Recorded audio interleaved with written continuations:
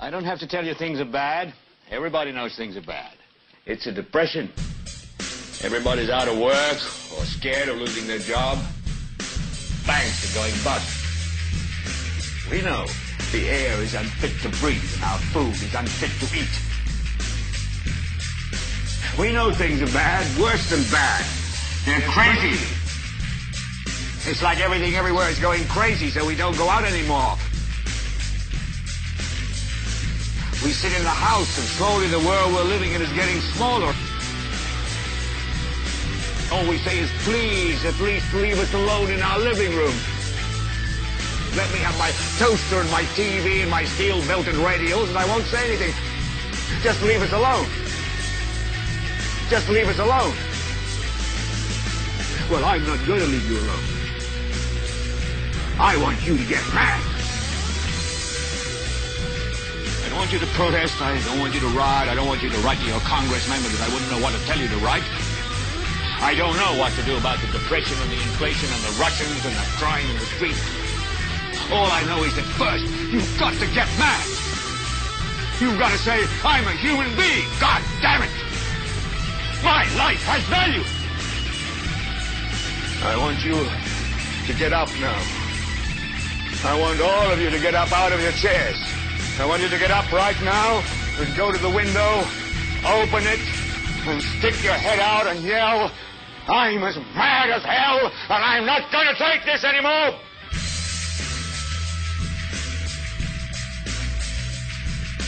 I'm as mad as hell, and I'm not going to take this anymore!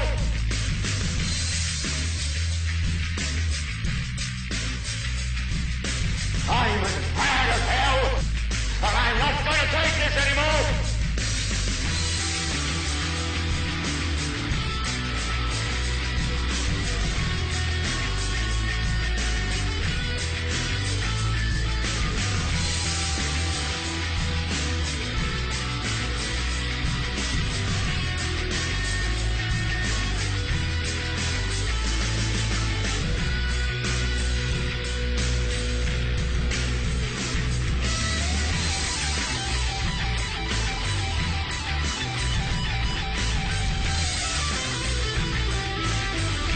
I want you to get up now.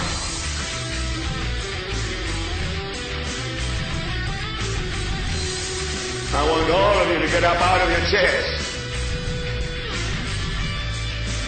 I want you to get up right now and go to the window, open it, and stick your head out and yell, I'm as mad as hell! But I'm not going to take this anymore!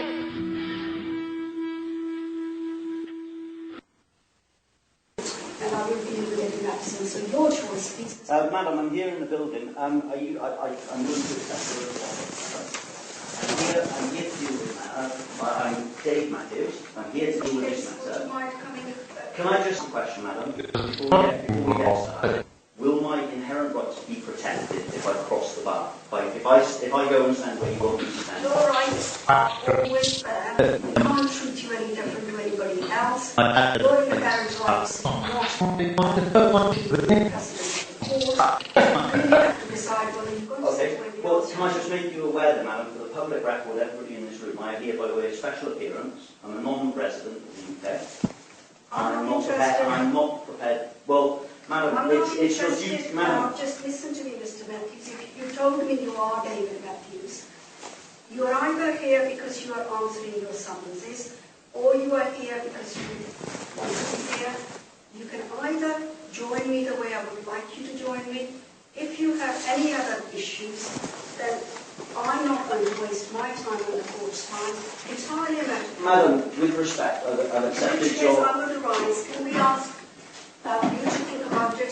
When I come back, you can, if you're not seated where I need you to, I'll be... Madam, with respect, if my rights aren't going to be protected, then I'm leaving this courtroom. If anybody proceeds against me in my absence, I will hold you all accountable for your actions, okay? The Crown has made a false claim, so... Take a moment to decide what we're going to do. Well, I've just made it clear that I've accepted an oath of office. This is unlawful. What you're doing now is unlawful. Crown's a false accuser. Okay, what I can give you the chance to do is withdraw your claim because you're. Okay. Are you challenging the evidence of the two officers that need to produce your documents or not? Yeah, I don't even know what I'm doing here. I've already agreed. I've already said that I did not. I was insured, I had an entry, and I had a license. I told the officer on the side of the road that I would not be producing my documents. That's a criminal offence. Why? Because it's set down in statute and can't be Well, after law. What are you going to do? You're going to proceed in my absence. If my rights aren't protected, if you summon, I put on that slip, all claims rebutted, and I also put on the time you can claim. You're for me here in the capacity of an agent of government, and I am not that. I've already rebutted your claim that I am an agent of government. Well, you can. If you want, you know. Well, the thing is, Habus is dealt Supreme Court of Canada, Chicago, Regina versus Chicago Motor Coach. They've all made Supreme Court determinations that acts and statutes apply to agents of government. Simple as. Well, simple as is that statute applies to everyone, resident or non-resident in the United Kingdom, who's statutes of driving a car. I wasn't using my license. I wasn't using my license. Then the way I will deal with it is ask you to leave the court, and I will deal with it in absence. So your choice, please. Madam, I'm here in the building. I'm willing to accept the offer. I'm here to deal with the matter. I'm Dave Matthews. I'm here to deal with this. Been hitting. It's not me poking trolls, is it? Madam, before we get started, will my inherent rights be protected if I cross the bar? If I go and stand where you want me to stand? Your rights are always there. We can't treat you any different to anybody else. Your inherent rights do not overrule the precedent of the court. So you really have to decide whether you're going to sit where the Well, can I just make you aware then, madam, for the public record, everybody in this room, I am here by way of special appearance. I'm a non-resident of the UK. I'm not prepared. Well, madam, it's your duty, madam. Just listen to me, Mr. Matthews. If you told me you are David Matthews, you are either here because you are answering your summonses, or you are here because you want to be here. You can either join me the way I would like you to join me. If you have any other issues, then I'm not going to waste my time and the court's time. Entirely a matter. Madam, with respect, I've accepted your... I would advise, can we ask you to think about it? When I come back, if you're not seated where I need you to, I'll be... Madam, with respect, if my rights aren't going to be protected, then I'm leaving this courtroom. If anybody proceeds against me in my absence, I will hold you all accountable for your actions, okay? The Crown has made a false claim, so... Take a moment to decide what you're going to do. Well, I've just made it clear that I've accepted a oath of office. This is unlawful. What you're doing now is unlawful. Crown's a false accuser. Okay? What I can give you the chance to do is withdraw your claim because you're... Okay? Are you challenging the evidence of the two officers that need to produce your documents or not? Yeah, I don't even know what I'm doing here. I've already agreed. I've already said that I did not... I was insured, I had an entry, and I had a license. I told the officer on the side of the road that I would not be producing my documents. That's a criminal offence. Why? Because it's set down in statute and can't be after law. What are you going to do? You're going to proceed in my absence. If my rights aren't protected, because you summoned, I put on that slip all claims rebutted, and I also put on the time of the complaint. You're calling me here in the capacity of an agent of government, and I am not that. I've already rebutted your claim that I am an agent of government. Well, you can. If you want, you know. Well, the thing is, Habus is dealt Supreme Court of Canada, Chicago, Regina versus Chicago Motor Coach. They've all made Supreme Court determinations that acts and statutes apply to agents of government. Simple as.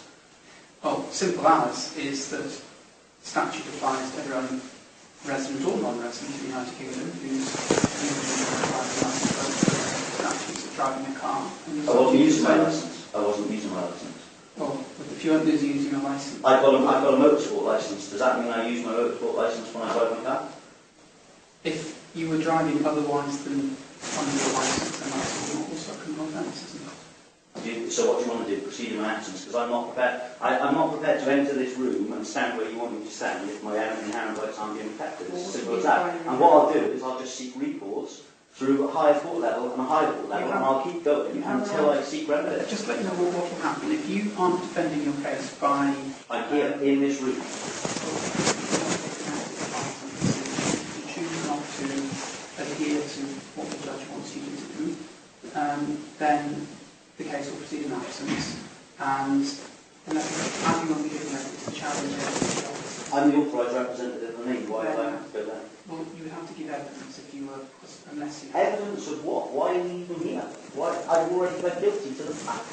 Well, if you plead guilty, then... I'm guilty of the facts. I didn't produce my You should be aware documents. that if you run a trial, then you forego any discount in terms of sentence that you would attract, and also there'll be an application for £620 prosecution costs. You can apply for whatever you like, but it doesn't mean it's applicable to me. Well, the collection will You're just working on presumptions in this room today. That's what you were doing. Yeah, so for a start, are you crowned today? Pardon? Are you crowned today? Are you crowned? I'm crowned. Yeah, so you're de facto crowned, is what you are. So. What I've decided, madam, with respect to if anybody proceeds with my absence, I'm going to seek remedy in a higher court. Thank you, madam. Hi everyone, this is Dave Matthews on Personal Navigation. It's the 20th of June. What you've just heard is a recording of the lawful court, or supposed lawful court, that I attended on Monday. Basically, we got up there at 10 o'clock in the morning to be told that the case wasn't until 2 o'clock, which was complete rubbish because the letter said 10 o'clock. They then asked for us to go back, obviously, which I did do. So I walked in and I had a briefcase with me, much to my son's annoyance. My two sons came up with me, and I took the briefcase up with me just to carry my note stuff in, and I slammed it down on the court counter when I got in there. And this guy was asking me, have you got a driving license and all of the rest of this crap? And then he wanted me to fill out a means form, and I just, I'm not filling anything out. I said, that's a bit prejudicial, isn't it?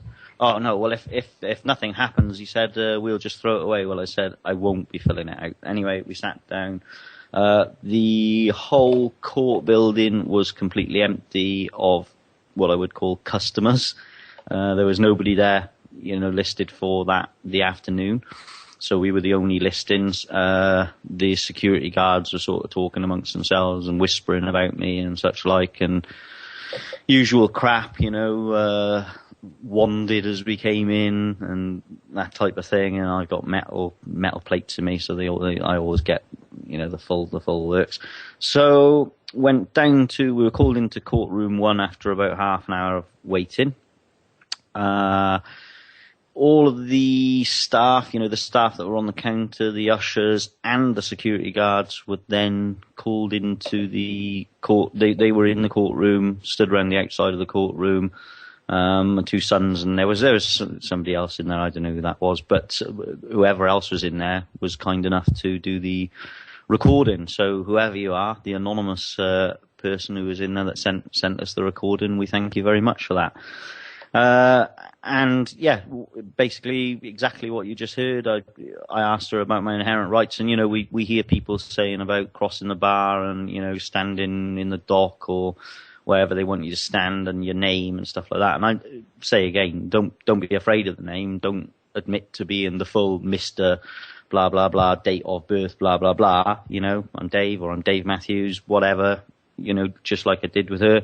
And as you could hear, she got very, very excited about where I was going to stand in the courtroom. And, they were ready because they don't have a district judge. They don't have a district judge in there to talk about producing documents that they obviously have me marked down as whatever they want to mark me down as. So anyway, it was quite clear from the recording you've heard that my rights weren't going to be protected.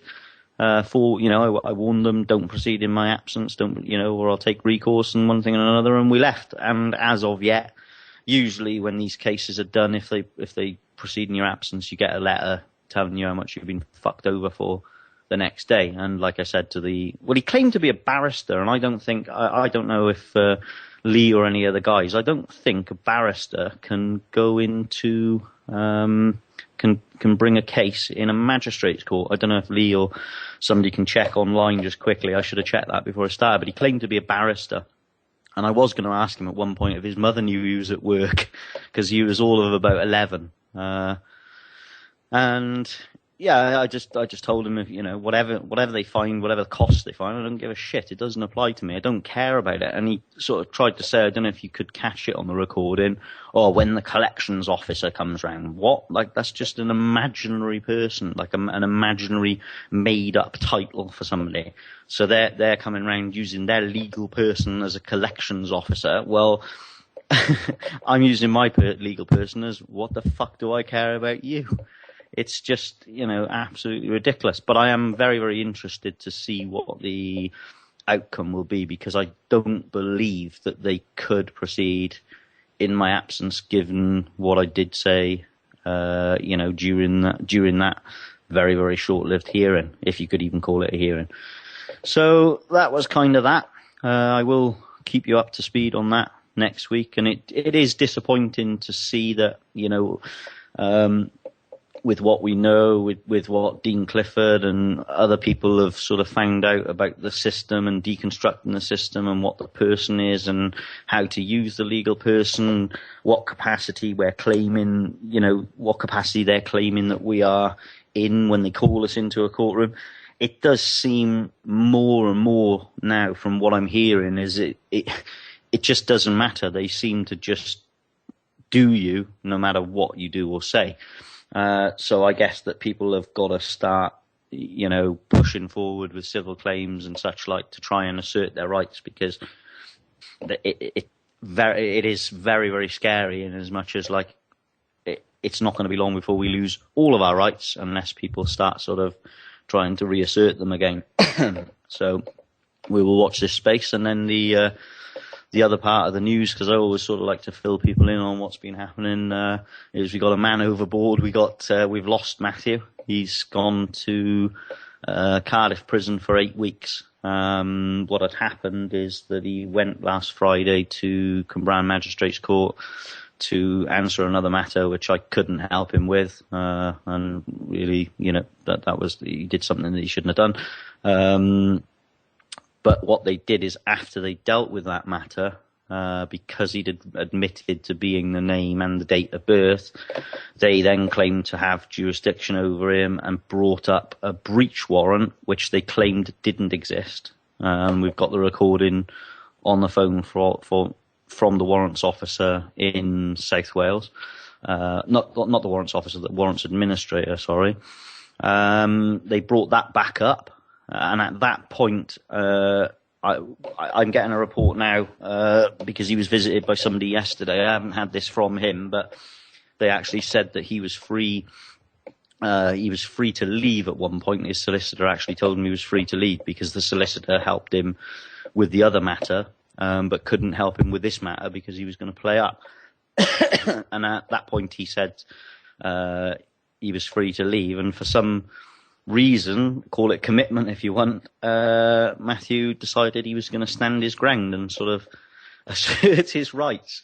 And at that point, somebody who went with him to court had phoned me up and said, Matt's in the courtroom, they're going to send him down for 8 weeks. What should he do? What should he say? What should he do? And I said, go back in and tell him to just walk out of the courtroom. It's to do with a breach warrant, and I would advise anybody who's in that boat, a breach warrant cannot be dealt with by police. It is not criminal. It is not a criminal matter. If you breach a community service order, if they're trying to go and make you paint a fence for, driving your car 1 mile an hour too fast, in the most deserted road in the world, which is probably pretty normal, then you can just simply just say, no, fuck you, I'm not doing it. That's involuntary servitude and blah, blah, blah, blah, blah, the whole 9 yards.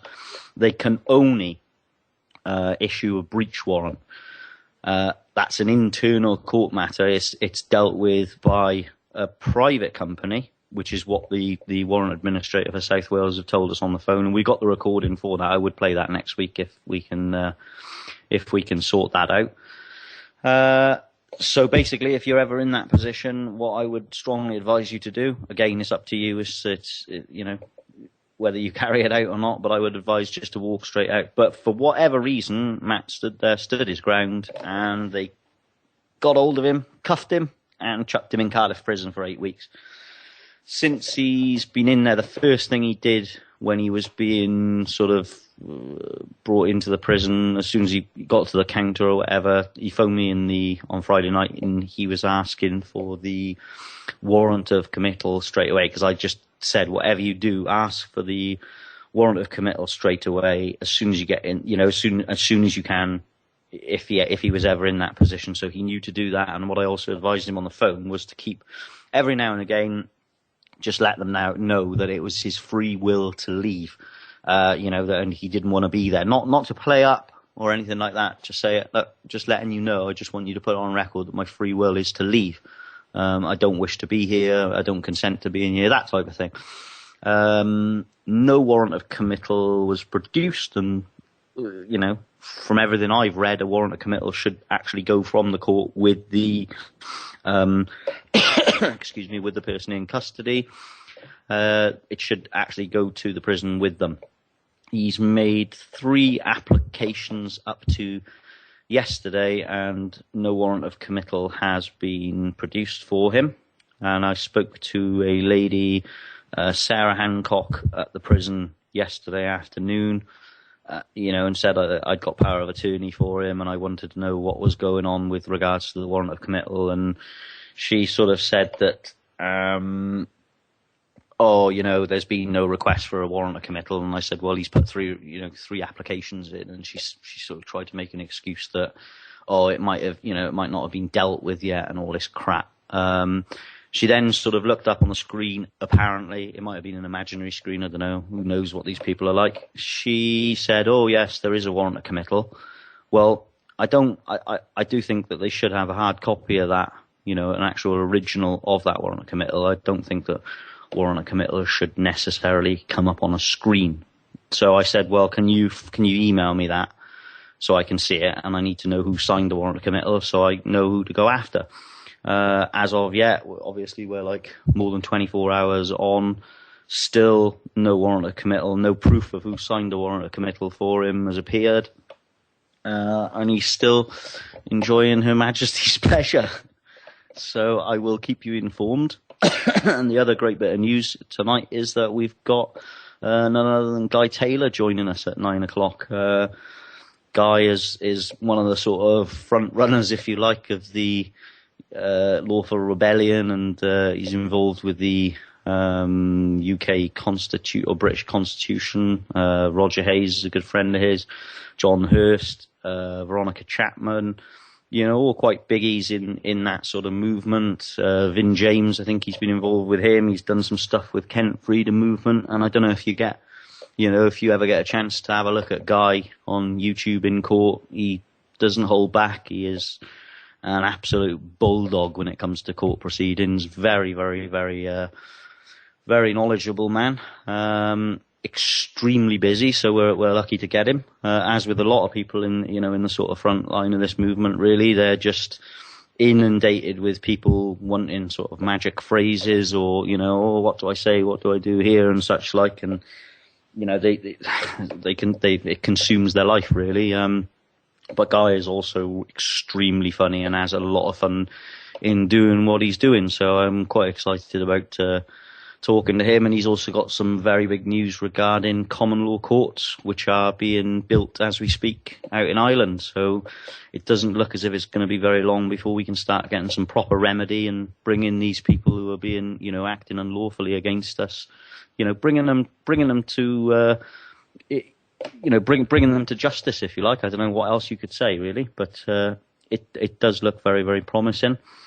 As per usual, if anybody wants to phone in or add, just stick your hand up in the chat box there. I don't know if anybody's got anything to add at the moment. Lee, did you look at the whether a barrister can be in a magistrate's court? Excuse me. I don't think he's with us at the moment. I think he's away from his machine at the moment. That's all right. No problem. And I didn't. Excuse me.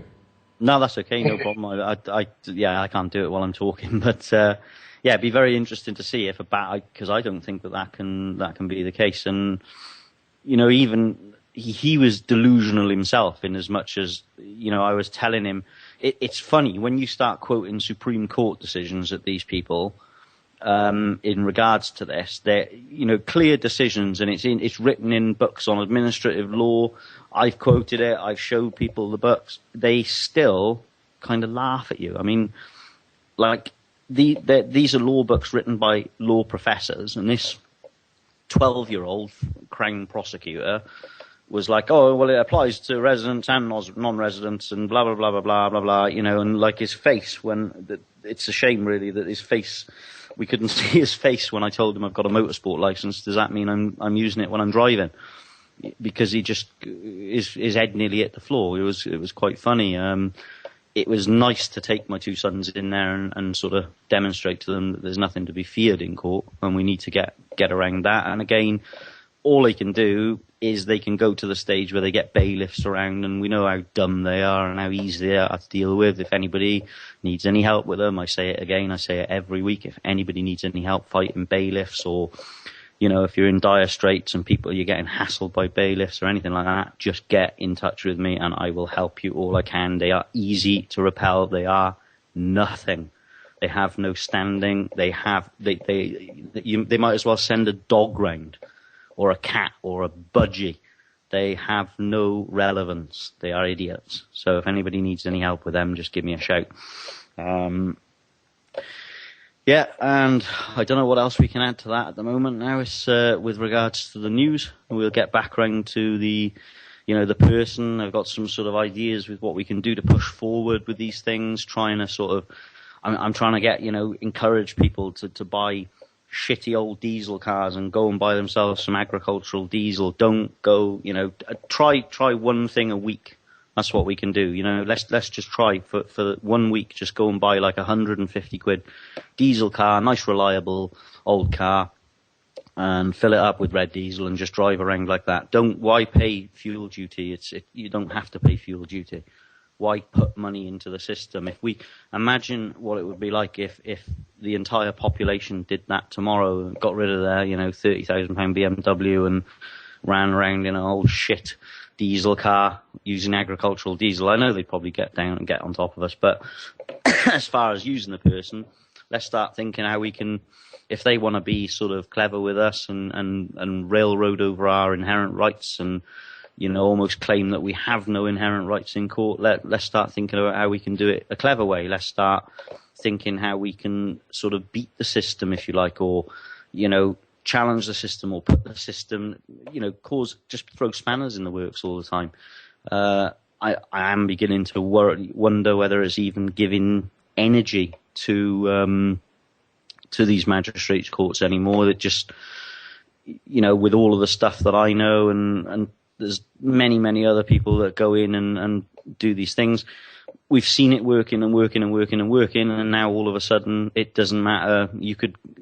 What you say when you get in there, they just seem to railroad over the top of you. So it's kind of a bit of it's kind of a bit of a worry at the moment that we can't, assert our rights. And I think that if it keeps going like this, we're going to be in a lot of trouble. So let's start putting focusing our energy on positive things, buying shit cars, not sort of complying, not signing paperwork that they send us. And, you only exist in the legal person world if you start making yourself exist in there. So get rid of your government issued ID if you can. If you can manage without a driving license, send it back where it came from. Send your birth certificate back where it came from and protest it as a constructive fraud. Protest it because it's false presentment of a security instrument. Protest the birth certificate because your mother was coerced into signing that contract when she was under the influence of drugs. And as a result of that, it should nullify all the contracts that followed after it. So any contract that's been created, or hidden contract that's been created because of the birth certificate, should be null if you point these things out. But it's very, very difficult to get notary publics, and hopefully, Guy might be able to help us with that when he comes on. Got to start sort of at least showing, in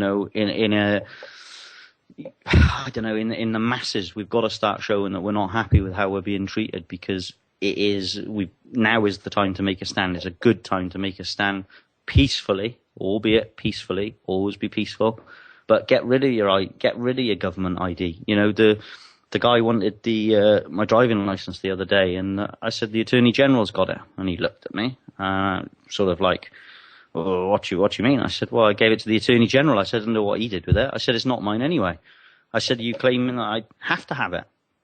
And he was looking at me like I was nuts, and I don't mind because I probably looked a bit nuts, you know. But we just, you don't need the ID. You don't need all this government ID. If you're in a world where you do, I would urge you to start, you know, diversifying, because the more you rely on your sort of all of the government stuff, the more control they have over you. They control. You know, I know I'm slightly off subject, but it's something I feel quite strongly about. The food chain, for the most part, we are totally reliant on the big companies. The small people have been pushed out. Fuel, they control that. I struggle to think of many aspects of our daily lives that aren't controlled in some way or another by a big corporation or government. And when it comes down to it, you just follow it right back to the money again. So I don't know if anybody can add anything at the moment. Do you want to add anything to that, Paul? I know you've got a bit of a story on or an update on Pete, who was in court again. Yeah, I can do, man. I can throw that in the works. Just 1 second. Just need to grab this. Yeah, I went down to Ashton-under-Lyne Court this week, where a guy, Peter, we'd met the week before, had actually gone into the court. He's charged with possession and cultivation of cannabis.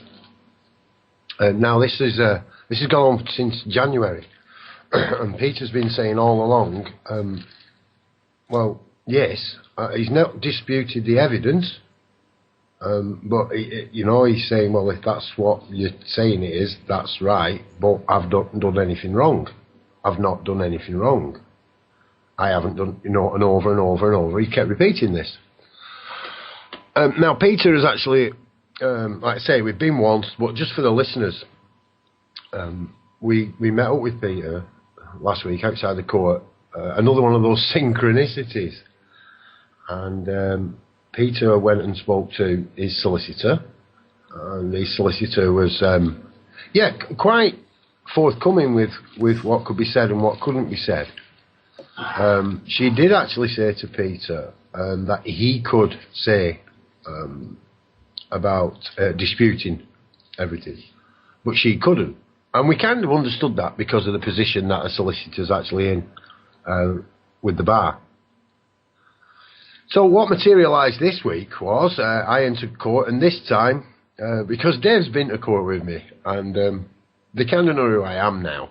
And that was pretty cool. I went in, I sat outside across from the court, didn't even go at the front of the court, waiting to hear the name being called on the tannoy system, which they did.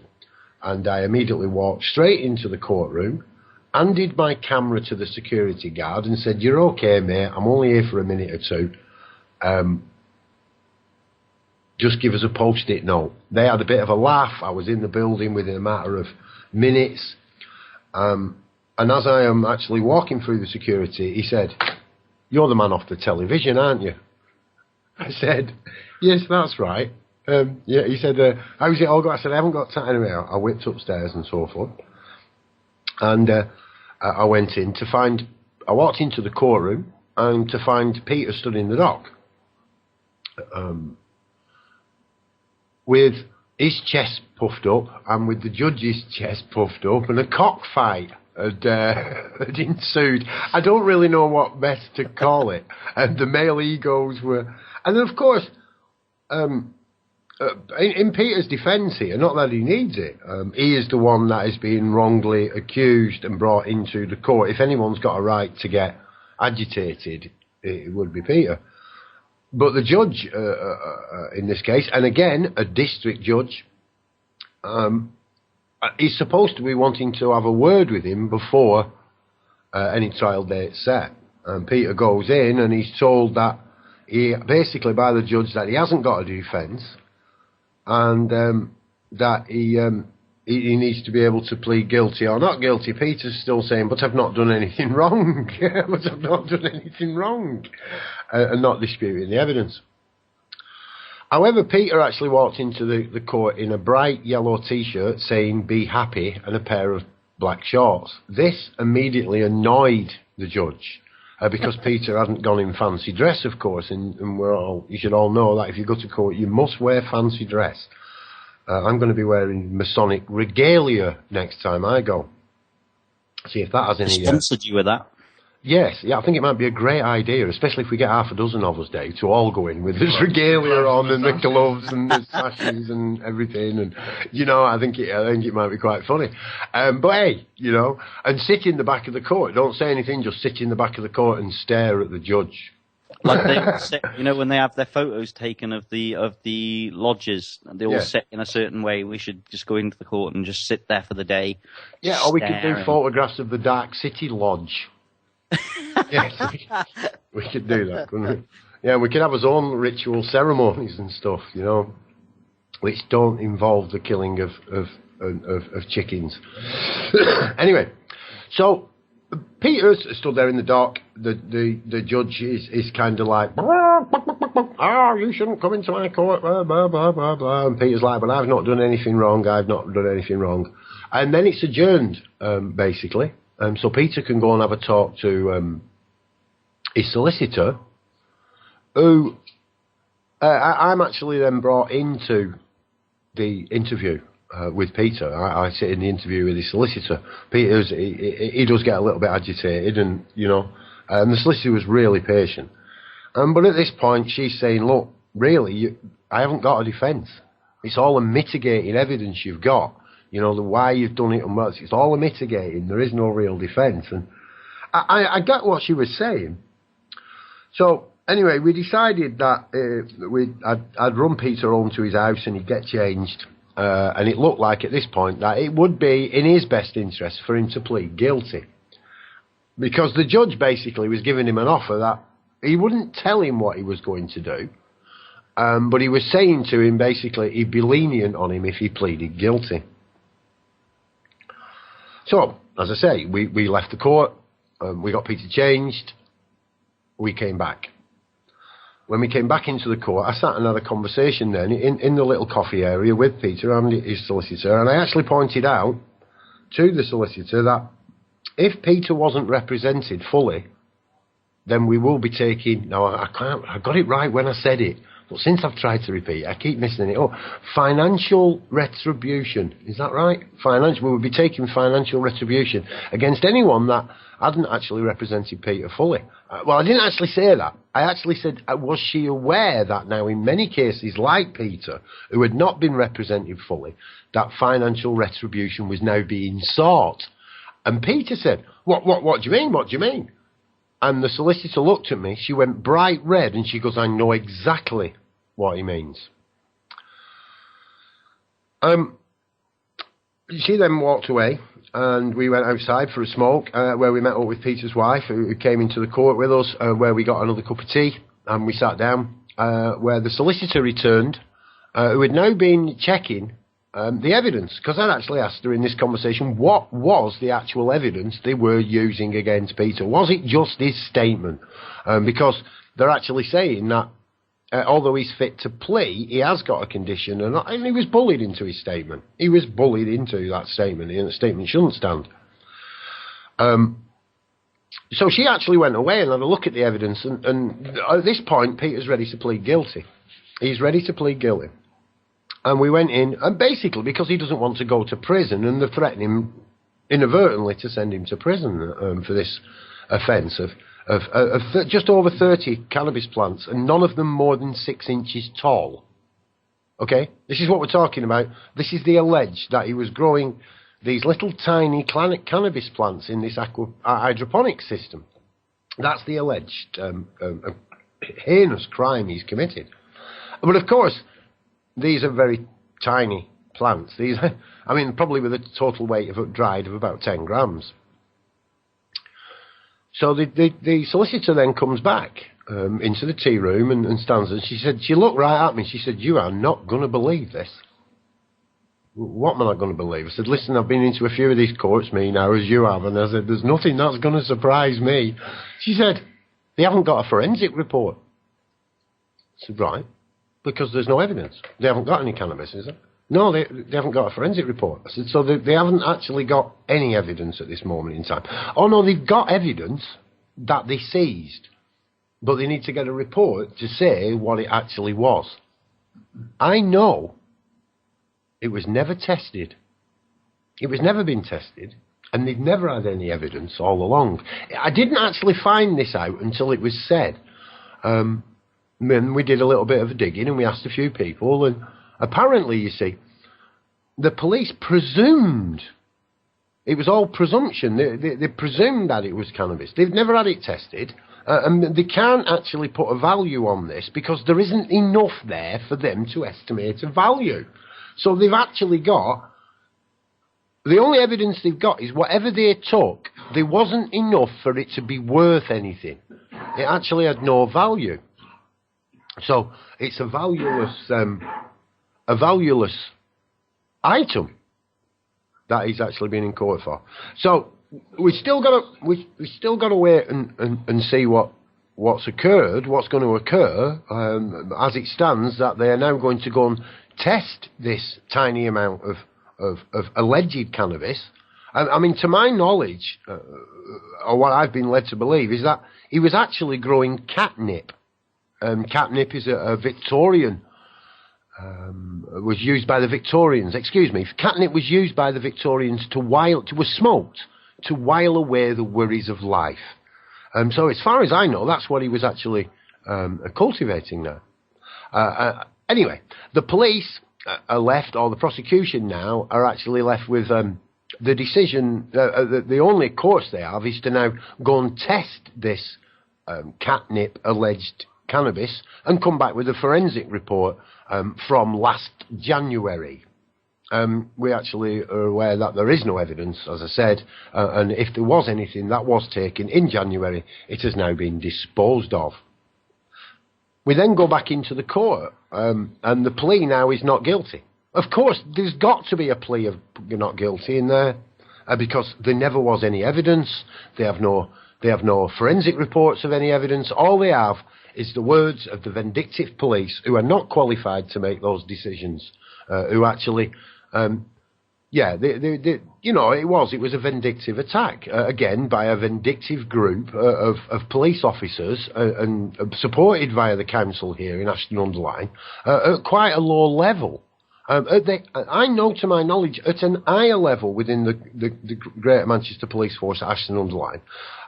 In fact, the top levels of CID, they do not actually get the point of all this. They really do not. And I mentioned on Rick's show, or the not-so-Rick Simpson show, which is Rick Simpson show, where I actually mentioned that 75% of so-called drugs crimes are now, in Manchester, are cannabis. And these are cannabis-related. This is not a drugs crime, and in most of the cases, it's a complete waste of taxpayers' money. If anything, this is the incompetence of the police and the courts, the prosecution, and also the defence. I mean, one of the first things that the defence should have actually checked, that there is actually some evidence. The only evidence that they had was a confession, basically, of a man who had been duressed and stressed to the point of nervous breakdown by the police. They're threatening to throw him out of his house and arrest his wife, and his children would go into care. I mean, these things are very important to Peter, more than anything else. These things are his saviour as well as his family. He wouldn't have any harm come to them at all. So, that's the only evidence they've actually got. If he doesn't admit it, they will arrest his wife and arrange for his children to go into care. This is the kind of coercion that the police, this is the police. And there's no reason for them to do that at all. Not in this this case, or in any case, okay, if you've got a murdering, rapist, paedophile, child abuser or something, then, yeah, I can understand why you might be, say a few nasty things and get people to admit things. But locking people up and torturing them mentally, physically and emotionally, I do not feel is a behaviour that we should tolerate in our modern day times. Thanks for letting me rant, Dave. I love it. But the police, when you refer to the police, they are the people who are supposed to serve and protect, I believe. So have you come across Greater Manchester Police yet, Dave? I've never, I've never actually seen a policeman, I put my hand on heart and say this, I've never seen a policeman or woman serving and protecting. All I've seen them doing is crushing people's inherent rights, just doing exactly what they're told to do. We mustn't call them flying monkeys, because I know we had a couple of complaints that it was insulting to the monkeys, so we mustn't call them flying monkeys anymore. So it is absolutely ridiculous. And like you say, they will do, I don't know whether they get like points or what they get if they, make a conviction. They seem to stop at nothing. And like you say, this man is, he's a giant of a man, but a very, very gentle man as far as his family is concerned. They start threatening his family and such like. He's gonna confess to whatever, because all he wants to do is protect them, and he would stop at nothing. It's heartbreaking. It really is, And I just, when the Rick Simpson hemp oil, comes to being really, really mainstream, I just wonder if those police and the judicial system will feel shame. I really do, because you have to forgive them because they know not what they do, but you just got to watch. You just got to wonder what they're going to feel like, when it becomes mainstream. So I don't know if you want to go to a break in a minute, and then we'll bring a man that needs no introduction on. Yeah, sure, mate. I'll start that for you right now.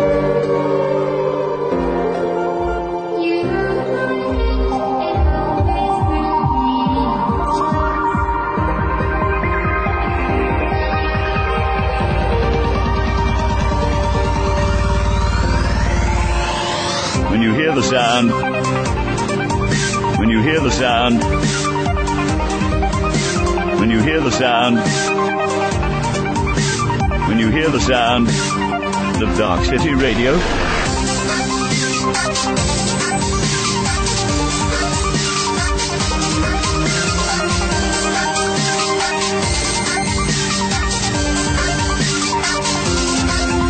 When you hear the sound,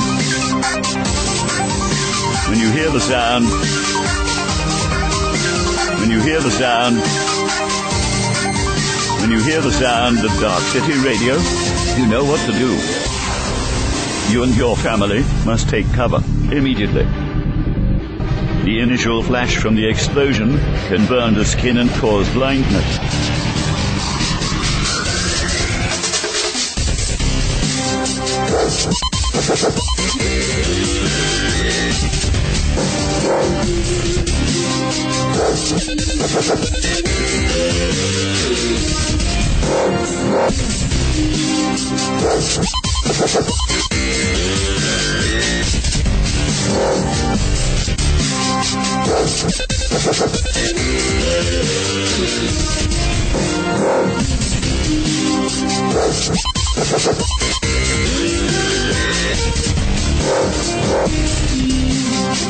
The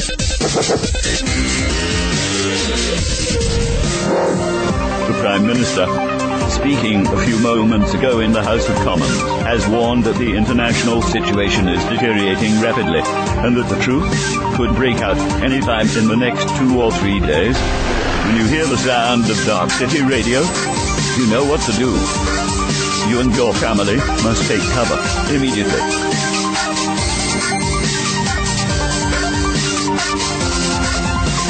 Lie down. Keep away from wind hose. Cover your head and eyes. Do not look at the sky. Take shelter immediately. Repeat. Stay indoors. Do not leave your home. Take shelter immediately.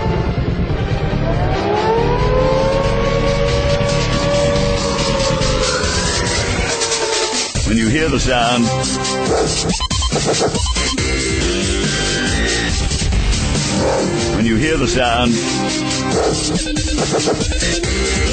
you know what to do. You and your family must take cover immediately. Duck and cover.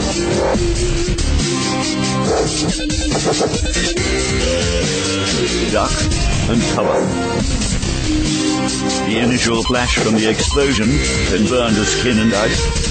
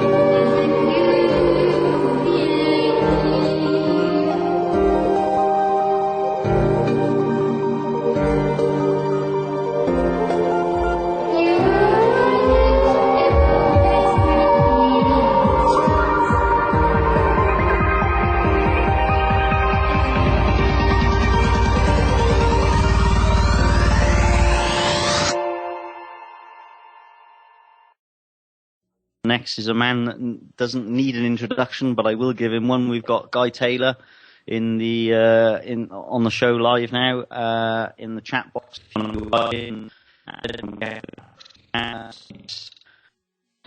I heard clear audio then. Oh, dun dun dun dun dun dun. We're waiting for Skype to boot. Can you hear me? Can you hear me? Yes, I can. Yes, we're all right, gentlemen. Please continue and accept our apologies from the Microsoft Corporation. Just sort of introduce Guy Taylor there. Guy, just basically talk us through what's happening with the common law courts, etc. I started the show tonight by playing a recording of me in court on Monday, and it's getting more and more obvious now that they are literally just railroading straight over the top of us. We know we managed, through the likes of you, Veronica Chapman, John Hurst, Dean Clifford, and so many, Roger Hayes, loads and loads of people have deconstructed the system, so we know what's going on. We go in there and we try and assert our rights, and we just get shafted and fucked over and chucked back out onto the street, and we get bailiffed and, threat, deception, coercion, whatever you want to call it. It's a protection racket, nothing more. So what's our remedy, Guy? What's going on? Tell us this exciting news. Right. Well, what we're trying to do, and this is the point, we've been saying about reconvening the grand jury for a long time, yeah? But in fact, we took a jury with us when we went to Birkenhead. But it was almost like we had all the pieces of the puzzle, but we didn't know where the four corners were. So, we're still first footing and trying to work all this stuff out. But because we're all getting railroaded, and to the point, back a few years ago when I used to go to court, before I knew about the stuff that we know about now, like subject matter jurisdiction, and we know that they've been caught with their trousers down. They used to pretend that they were operating lawfully. Now they don't even, as you said, Dave, they don't even pretend anymore. They just literally, just put up the blockades, and then they get the steamroller out and roll over you.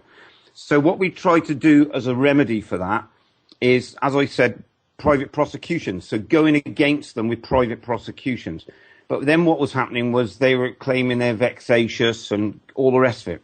Still a good thing to do, I think, because it takes up a lot of their time. And if you can take up a day of a magistrate's court with a couple of private prosecutions, then, you know, you've taken 20% of the magistrate's week out.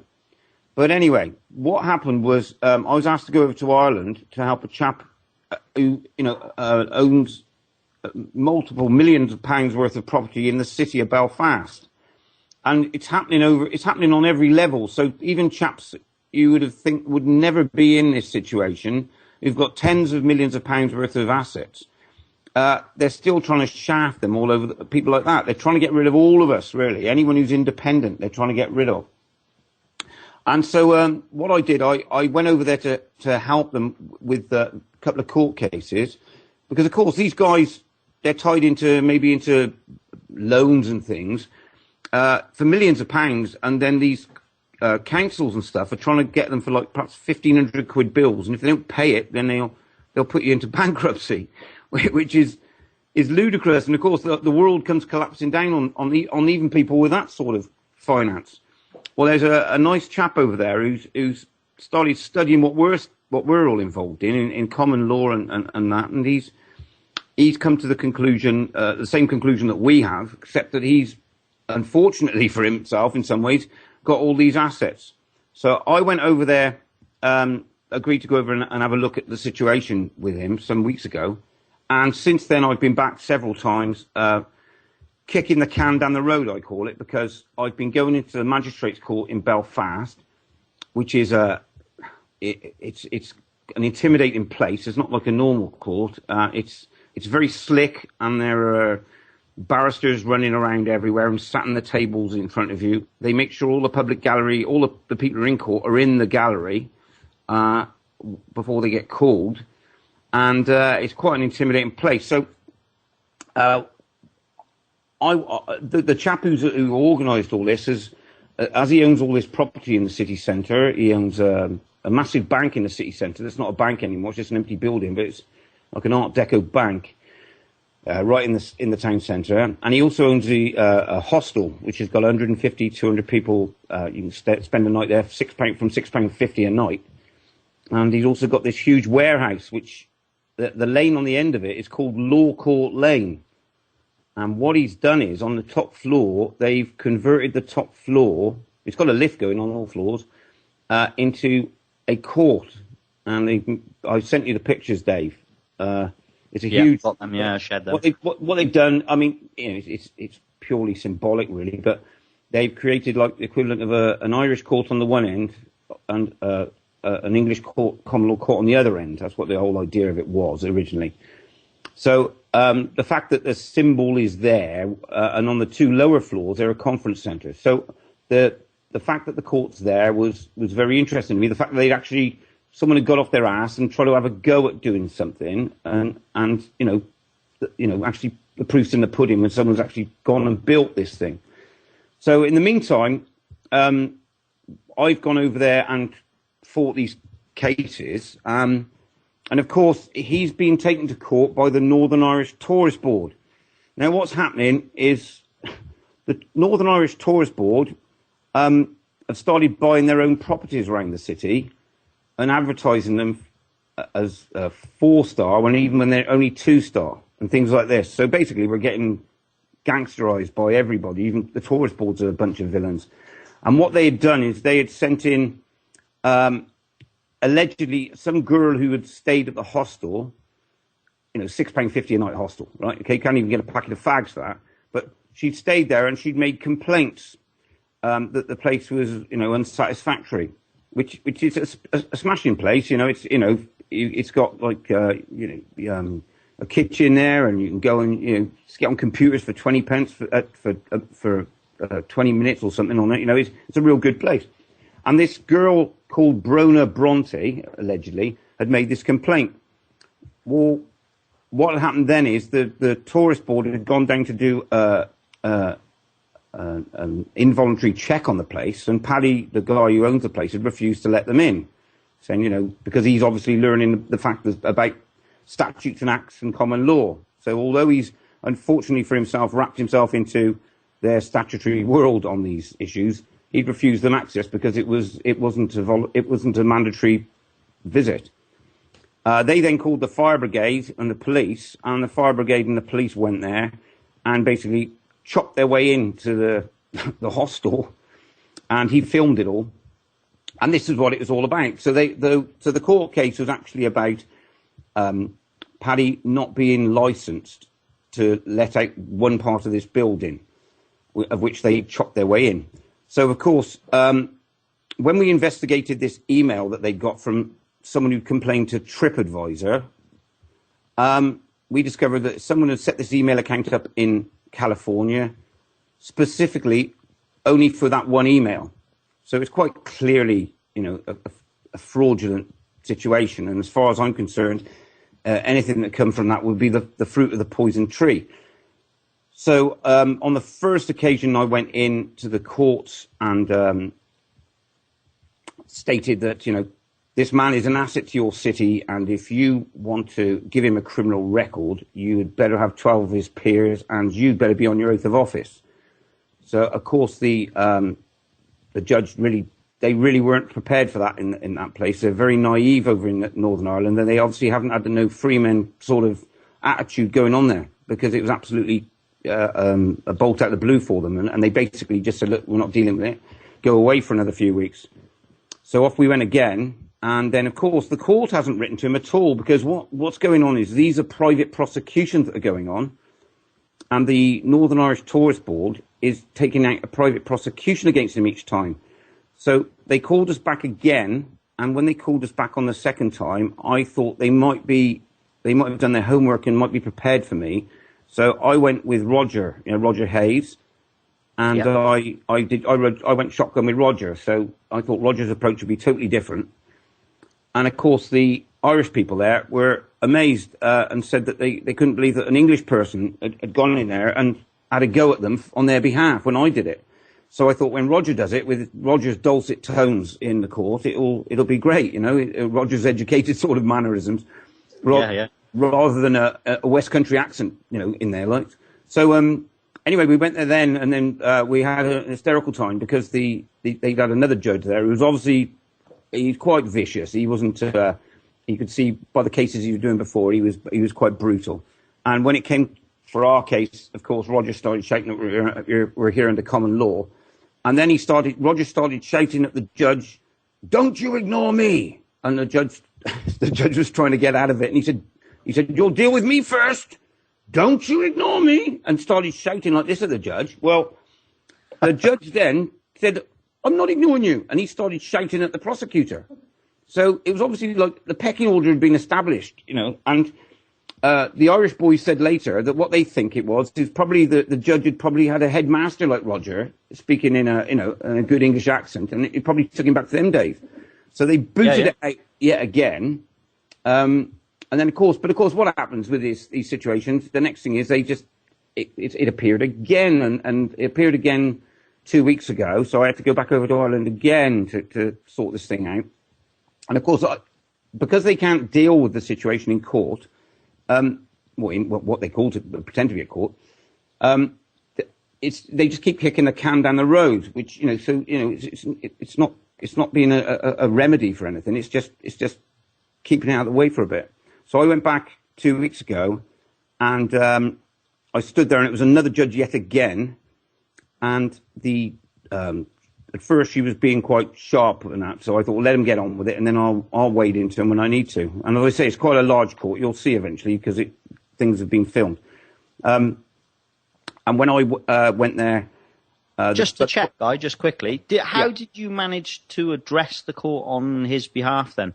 Because if you try and do that here, but yeah, just for the listeners' benefit, really. Right, well, I just steamrolled him. On the first time, I just told him I'm a common law intervener. And I said, I'm here with an amicus curiae brief. And I said, it's on everyone's behalf because this man stands here under common law and you don't. Okay. So I said, so I'm here to help you. That was what I said the first time. Okay. The second time, we didn't give him they just called the case up, and then Roger started going at them. So they didn't really know what was going on then. Yeah. And then the last time I went there, and of course the security getting to know us and all that now. So the last time I went there 2 weeks ago, I went in there, they were rattling on. I walked down to the bar where they obviously thought if anything I was Patrick McElroy. I stood at the bar, then they wouldn't let get anything going. Anyway, after a while they took out someone because they were filming in there, and so it stopped. But I think there was a few people filming in there. But so the court stopped and the person got taken out. Then they started rattling on. Well, the prosecutor was saying then, because of all these interruptions and stuff on this case, we asked the judge to remind everybody about contempt of court. And of course that was a fatal thing to say to me, because I know it's not a court, so I can't be in contempt of it. So Thanks. I didn't take any paperwork in with me, because I like to do this stuff off the cuff, and I feel that if we can talk to these people direct eye to eye and look them in the eye and not even have to refer to paperwork, then we've got one up on them, because what I'm going to say to them is they're going to have to refer to their books. So I said, let's stop this contempt of court nonsense now, right? Lord Donaldson states that the contempt of court is something of a minefield because it is wholly the creature of the common law. And as this isn't a common law court, I said, then I can't be in contempt of it. I said, unless you declare that you're on your oath of office, and I said, and if you do declare you're on your oath of office, you'll leave yourself liable for arrest under the Statutory Declarations Act 1835, Section 13. So I said, so be very careful, yeah? So when I said that to the judge, from that moment she didn't take her eyes off me, because she didn't know if I just made that up. She'd probably never even been referred to it or that section before. But then from that moment she started saying, oh, well, there's too much paperwork, and it will need a special day and maybe 2 special days and all this. So I said, well, fine, we're off now. And then the prosecutor said to her, that's not Mr. McElroy. So she said, he's not Mr. McElroy. So he said, no. So she said, this is a circus. This is a circus. Well, of course, it's your court, love, so you must be the ringmaster. So, we're a fucking clown. That's more like it, really. Yeah, I was going to say. So she said, aren't you going to find out the date? I said, I don't need to. You can contact me over the date, can't you? So then we left there, and then out one of the guys who'd been filming in there, who they collared. So all that stuff's going on, and but again, what they did then is they've put it up for next week. So they just keep kicking the can down the road. So I said to them that they were all causing us to suffer a tort, and that basically, I'd said that this email, the whole situation was based on a fraud, on this email by this woman called Brona Bronte. And I said, basically, she may have well been Charlotte Bronte and we were in Wuthering Heights or something. I said, because, it's all fake and it's all, made up.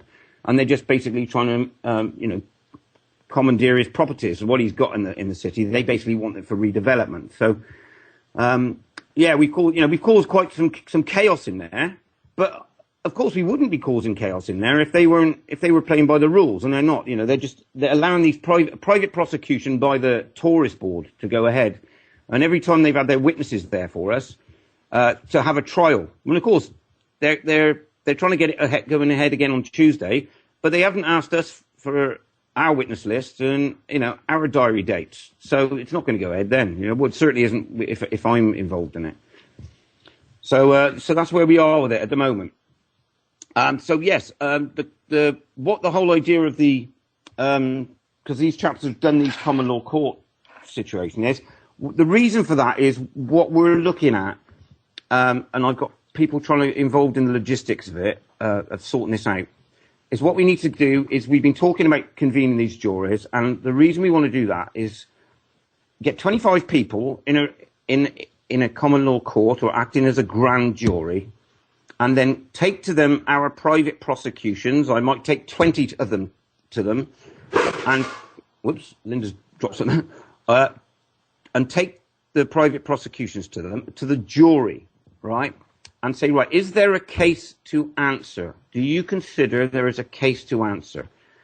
And read out the evidence to them and say, is there a case to answer? Now, if the grand jury decide there is a case to answer, not that someone's guilty, but there's a case to answer, we get them all to sign an affidavit and a statutory declaration. So we get them to sign them two documents, which one's for the real world and one's for the fake world, as it were, yeah?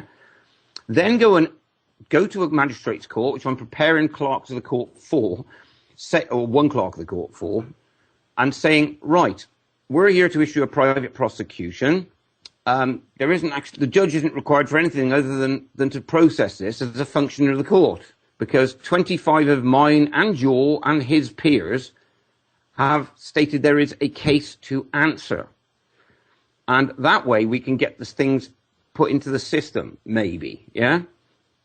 So that's what we're looking at. And I've actually I did a talk up in Wales. I was asked to go to a small town up in Wales a few weeks ago, and there were two retired solicitors there, a man and his wife, and I put this to them, and I said, look, if we actually got a grand jury to say there was a case to answer, and they were prepared to sign statutory declarations, and we filmed it, and we did it all transparently, and said, look, is there a case to answer? And they signed the declaration stating that they had no ulterior motives, and there was no conflict of interest, and they didn't know anyone involved, and they were just stating the case. That what would that do? And they said they thought it would compromise the situation for the court because of that situation. So we'll have a go at that. You know what I mean? But so yeah, it's happening.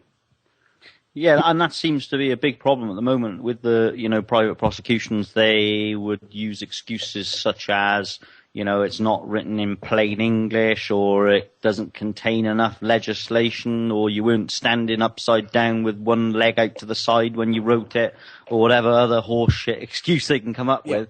But I suppose, using that jury, a grand jury, it would give it more clout, and it's just, what I'm sort of trying to get everybody aware of, if you like, Guy, that if we don't, start doing something pretty damn quickly now, we will be in a situation which could be irretrievable for 50 years. It really is getting that serious. Like you say, they are trying to monopolize. They're using threat, duress, coercion. They're not respecting our rights. It's freaking 1984. I know we all use that sort of that as an example of what's happening, but it's getting scary. It really is getting scary. So Well, and it's getting scary for everybody. I mean, at the end of the day, I was left millions of pounds for the property. They're trying to rob the back out of me. They're trying to rob the back of everybody. Yeah. And as I say, I'm going to court for a chap over in Ireland. He's got tens of millions of pounds worth of property.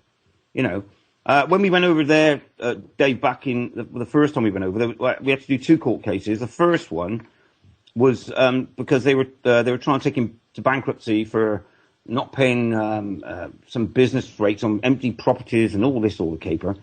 And so me and Roger had to advise him because of the position he's in personally at the time. We said, look, you're going to have to pay it, right? But we'll go into court anyway, and we'll give them stick to just show you that these people aren't all powerful. Because what we wanted to show them over there, that look, these people aren't operating inside the law. So what we did is, on the morning of the court case, he paid 50,000 quid, the guy did, yeah? Yeah. And went and paid the 50,000 quid. Then we went to the bankruptcy hearing, of course, empowered by the fact that we knew that basically it was all piss and wind now. And when we went into the seat, and in there, it was the bankruptcy court there was built like the Royal Courts of Justice. In fact, it's a model of the Royal Courts of Justice in London.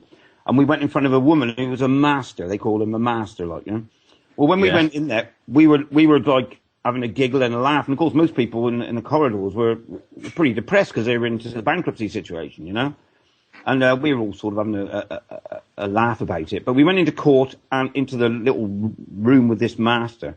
And of course, she said, no one's going to be allowed to speak other than Patrick McElroy, blah-de-blah-de-blah. And of course, we had other ideas on that because I wanted Roger to, on that occasion, to sort that one out. So what we did on that one, I jumped up and started. This is the way I find to deal with things. I started ranting a bit and saying to her, right, "Are you on your oath of office?" And so anyway, all this, and I said, "Are you on your oath of office? I'm asking you again." And she said, "Get out." I said, "Right, well, you've answered the question, love, haven't you?"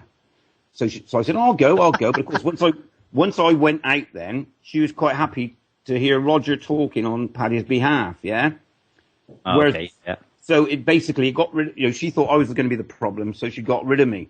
And what I'm finding is happening is this: usually when we go into these courts, it's the venue of the court, even though it's not operating as a court at the time.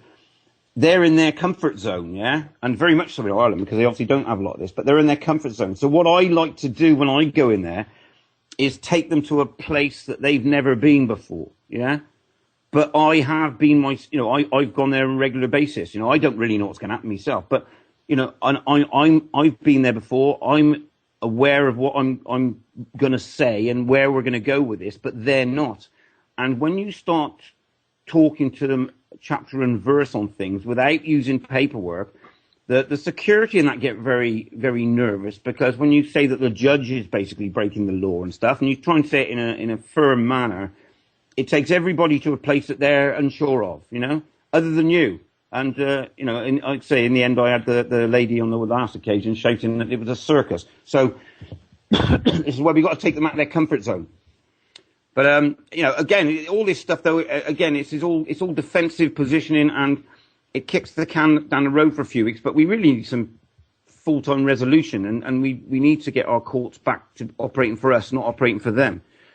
So, it needs work on all this stuff, and I think that getting 25 people who are prepared to swear under pain of perjury that they've made an unbiased opinion on a matter involving people that they don't know, and there's no conflict of interest, and then presenting that with our peers' decision upon it will certainly cause trouble with the courts, and it'll certainly take a lot to say that one little judge not operating on his oath of office has jurisdiction over the decision of 25 of his peers, Yeah, and I just want to say about the oath of office part as well, is when they are not operating under their oath of office, they lose the protection of that as well, don't they? In theory, which is, why you're going to try and lay private prosecutions, just for the benefit of the listeners. Like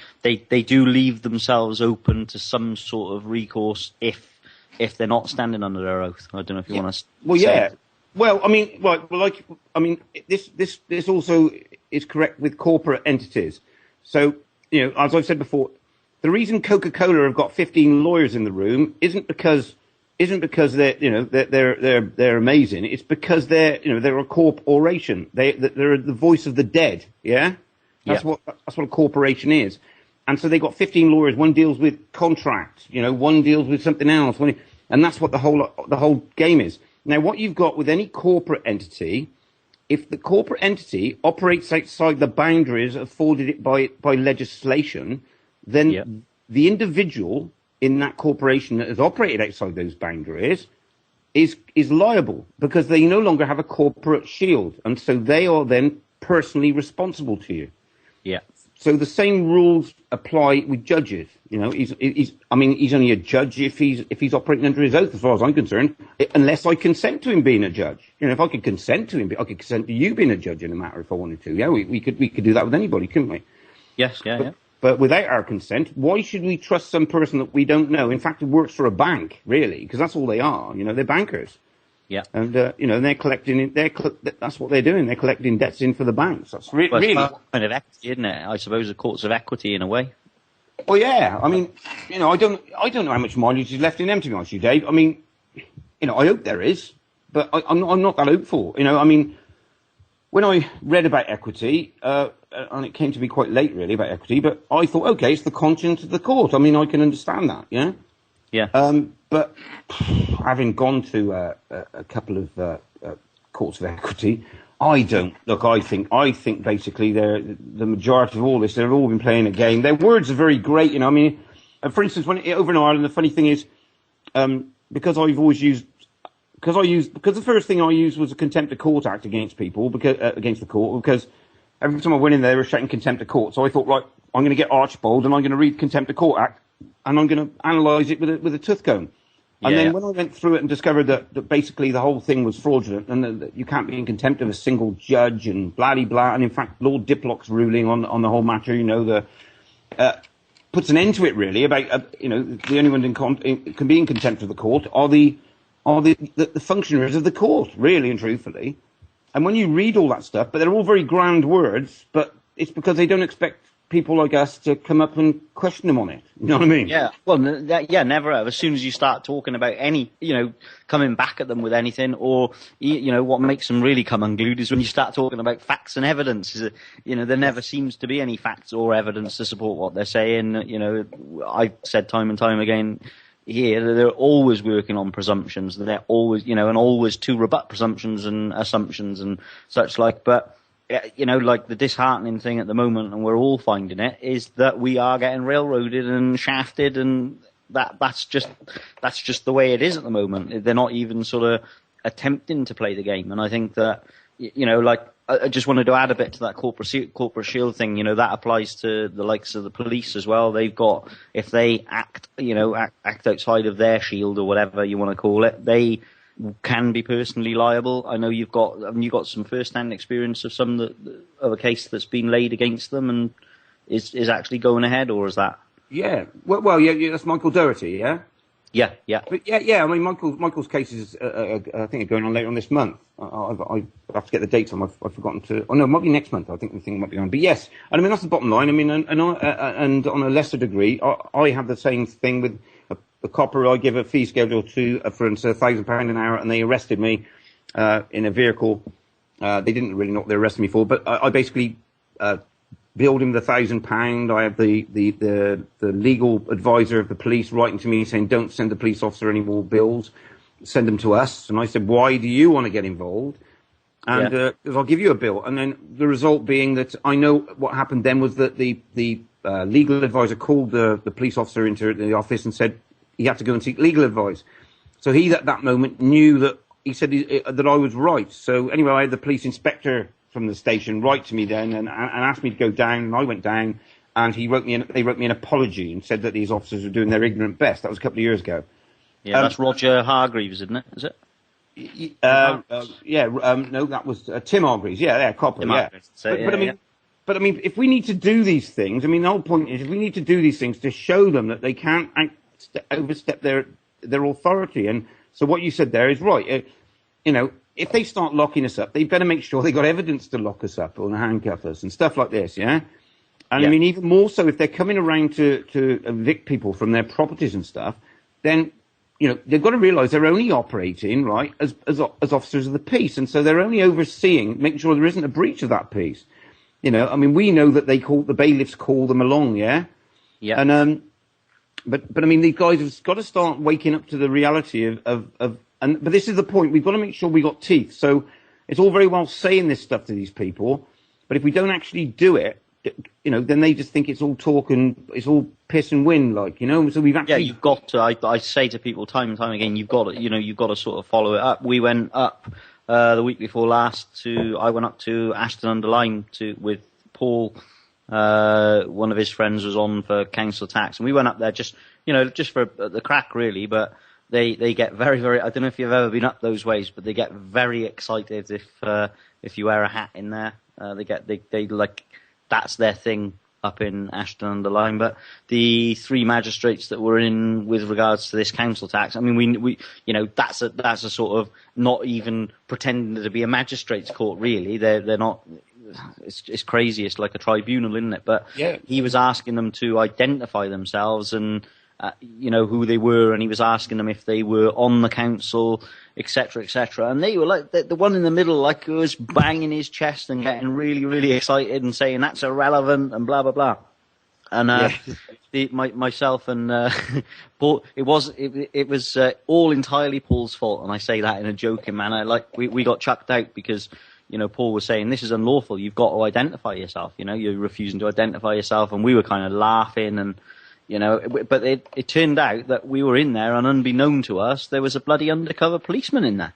Yeah. And he came over, and they were like, gave him the order, kick him out, and he started telling, outside the courtroom door, he was like, contempt of court, and I said, well, is that civil or, which one is that? And Paul said, as we walked off, Paul said we should send him a bill, and I said, what for? And he went, I don't know. He said we'll think of something, Yeah. So it's just really I don't know. What can you do? What can you do? And that's why we went in. lucky to have you on tonight, and just to basically talk about what is going on and what remedies we're trying to get, and is there light at the end of the tunnel type of thing? What's going on, just in general. So yeah, well, the situation is going on. I mean, all over the place. I mean, a few weeks ago I was down in Swansea. I came back from Ireland and I had to go to Swansea to try and help someone out, and I went down there and because it's a farmer who's got some land and they're trying to build an access across his land, and I tried to go and help that, and so I threatened to arrest the judge, and the guy who's for the other side said, you're just letting off steam, and I said no, I'll arrest you, So yeah. And it caused a bit of a scene in there, but in all fairness, the guy there, he said to me, what would you arrest the judge for? I said, well, unlawful administration of his oath. So I pulled out the section in Archbold, and I said, have you ever seen that? And he said, no. And then, so then he was sort of interested. He goes, oh, but it says justice of the peace. I said, yeah. He said, well, that means a magistrate. He said, that's a judge. I said, no, that's not a judge. I said, he's a justice of the peace. He said, all judges are justices of the peace. Do you know what I mean? Yeah. No, I've charged judges with that charge. So I said, basically you want to get to know this stuff. And, well, yeah, but I'm not a criminal lawyer. Well, yeah, we'll stop operating in criminal matters, operating as a criminal then. If you're a civil lawyer, then stop breaking the law. It's that simple with these people, really, isn't it? But there's another quote that you talk of as well, which you said in court one day, which was the Halsbury's quote, all administrative hearings are unlawful, etc. Yeah. Touch on that. Well, they're an agreement between the executive and the judiciary. So yes, that's the bottom line, because it does you ready when you find out that all civil processes, none of them are lawful, right? Well, they're only lawful with your consent. So it means anything that's happened to you has happened with your consent, yeah? Yeah. And because it's an agreement between the executive and the judiciary, and that's what it is. And I mean, like John Hurston are the ones who dug all that out. I mean, it's pages and pages of it in Halsbury's. But I mean, it was to paraphrase it, which is what I like to do, and try and make things simple, not hard, yeah? Yeah. The bottom line is it's just an agreement between the executive and the judiciary. That's all it is. But it requires your consent. And of course, we don't realise that. I didn't realise when I went down the stairs and got 5 years in prison for counterfeit money back in 1991. I didn't realise that I was consenting to it. You know what I mean? Oh, yeah. That's what he's doing. A lot of people don't, and it's hidden contracts. Consent. I mean, you imagine how many angry people there are in Ireland who realise that they've been to prison or are in prison serving 15 or 20 years for being the members of an illegal organisation, and when they realise that they were consenting to that. Yeah. Oh, yeah, absolutely. They haven't done anything wrong. They've consented to it. I mean, there's going to be an awful lot of angry people all over this country on lots of issues, and they realise that they're in prison because they've consented to it. And you can boil it down to a simpler thing with the ASBO, because that's how much they've tried to dilute this stuff. They'll say that your dog's barking too much, so they'll take you to one of their hearings saying that they want to give you an ASBO, and a friend of mine this happened to, and I said no, you don't have it under any circumstances. Say no, just give me what you want to give me then. And of course, they can't do anything. No. So what you're doing when you agree to an ASBO is you're agreeing that if your dog barks again or whatever, you're committing a criminal offence and going to prison for it. Well, who in their right mind would agree to turn in a civil offence into a criminal one? Yeah. No one would if they were given that information. And so that not giving us that information is an omission. So that is an omission, and under Section 2 of the Fraud Act 2006, an omission or an act. So as far as I'm concerned, by omitting to tell people the details and the fact that they can't actually do anything to you if you don't sign the ASBO, is in itself a criminal act. But I mean, we've got these people absolutely nailed to the wall with their trousers down on these things. But the trouble is, the way it is at the moment, we're really at the sort of the concrescence, as Terence McKenna would say, of things. We really are. There's something big going to happen soon, isn't there? One way or t'other. I know there is. Yeah, so it's like as if it's going to pop. But on that note as well, with the consent stuff, I said earlier on the first half of the show there about Matthew. He's been doing quite well and learning his rights and one thing and another and standing up. He was a guy that actually came up with me when I met up with you back last year, and he's been doing quite well in court.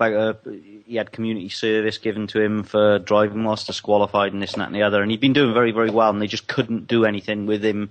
Just kept adjourning and all the rest of it. And he was in court last Friday for something I couldn't help him with, so I didn't go with him. And what they did, he'd actually spoken to the warrants administrator for all of South Wales to check because the last time he went to court, he just said, "I'm Matt, and I'm here to deal with this matter." And they kept saying, "Are you, Matt Nicholas, date of birth, blah, blah, blah, blah, blah." And he wouldn't go in the box, and he just said, "No." And he said, "I'm Matt, and I'm here to deal with this matter. And I'm here by way of special appearance." And they went, "Right, if you go to the back of the courtroom, we're going to proceed in your absence," and blah, blah, blah, blah, blah. So I just went, "Is he free to leave?" and got him out of there, because they had 2 police in there ready to jump on him once they, issued a warrant for his arrest or whatever they were going to do. And we rang then every day for like a week and a half, I think it was, asking the local police, was there a warrant for his arrest? Because that's what the court had told me. I went back up and said, what was the outcome of that? And they said a warrant had been issued for Matthew Nicholas's arrest. Didn't think till afterwards then, and we did some affidavits and stat decks to the effect of, we saw the court make a legal determination that Matt was not the man that they were looking for. Yeah. In front of witnesses. But yeah, he went in last Friday on another matter, and as soon as he admitted to being, Matthew Craig Nicholas, date of birth, blah, blah, blah, and he was stood in the dock, they basically brought that back up, said that a breach warrant had been issued, which is not a police matter. I'm sure you know that. And it can only be dealt... The warrant administrator admitted that could only be dealt with by a private company. We've got that recorded. We did make her aware that we were recording it. So he stood his ground. Somebody phoned me while he was in there, and I said, "Get him out of there." I said, "Just tell him to get out of there." And they didn't give him the message. But he was standing his ground anyway. And he said, "I got he's given me the recording of what happened." And he said, "I don't consent to this." He said, "Community service is involuntary servitude." And they were like, "We're going to send you to prison for 8 weeks." And he said, "Well, I don't consent. I do not consent to that." And they just come up, chuck the cuffs on him, straight to prison. I spoke to him in the night, and he knew straight away. I said, "Look, if you ever go down, like for something like that, ask for the warrant of committal as soon as you get there."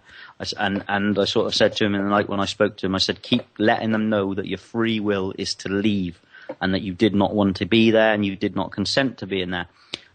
That was last Friday. He's made 3 applications up until now, and no warrant of committal has been produced.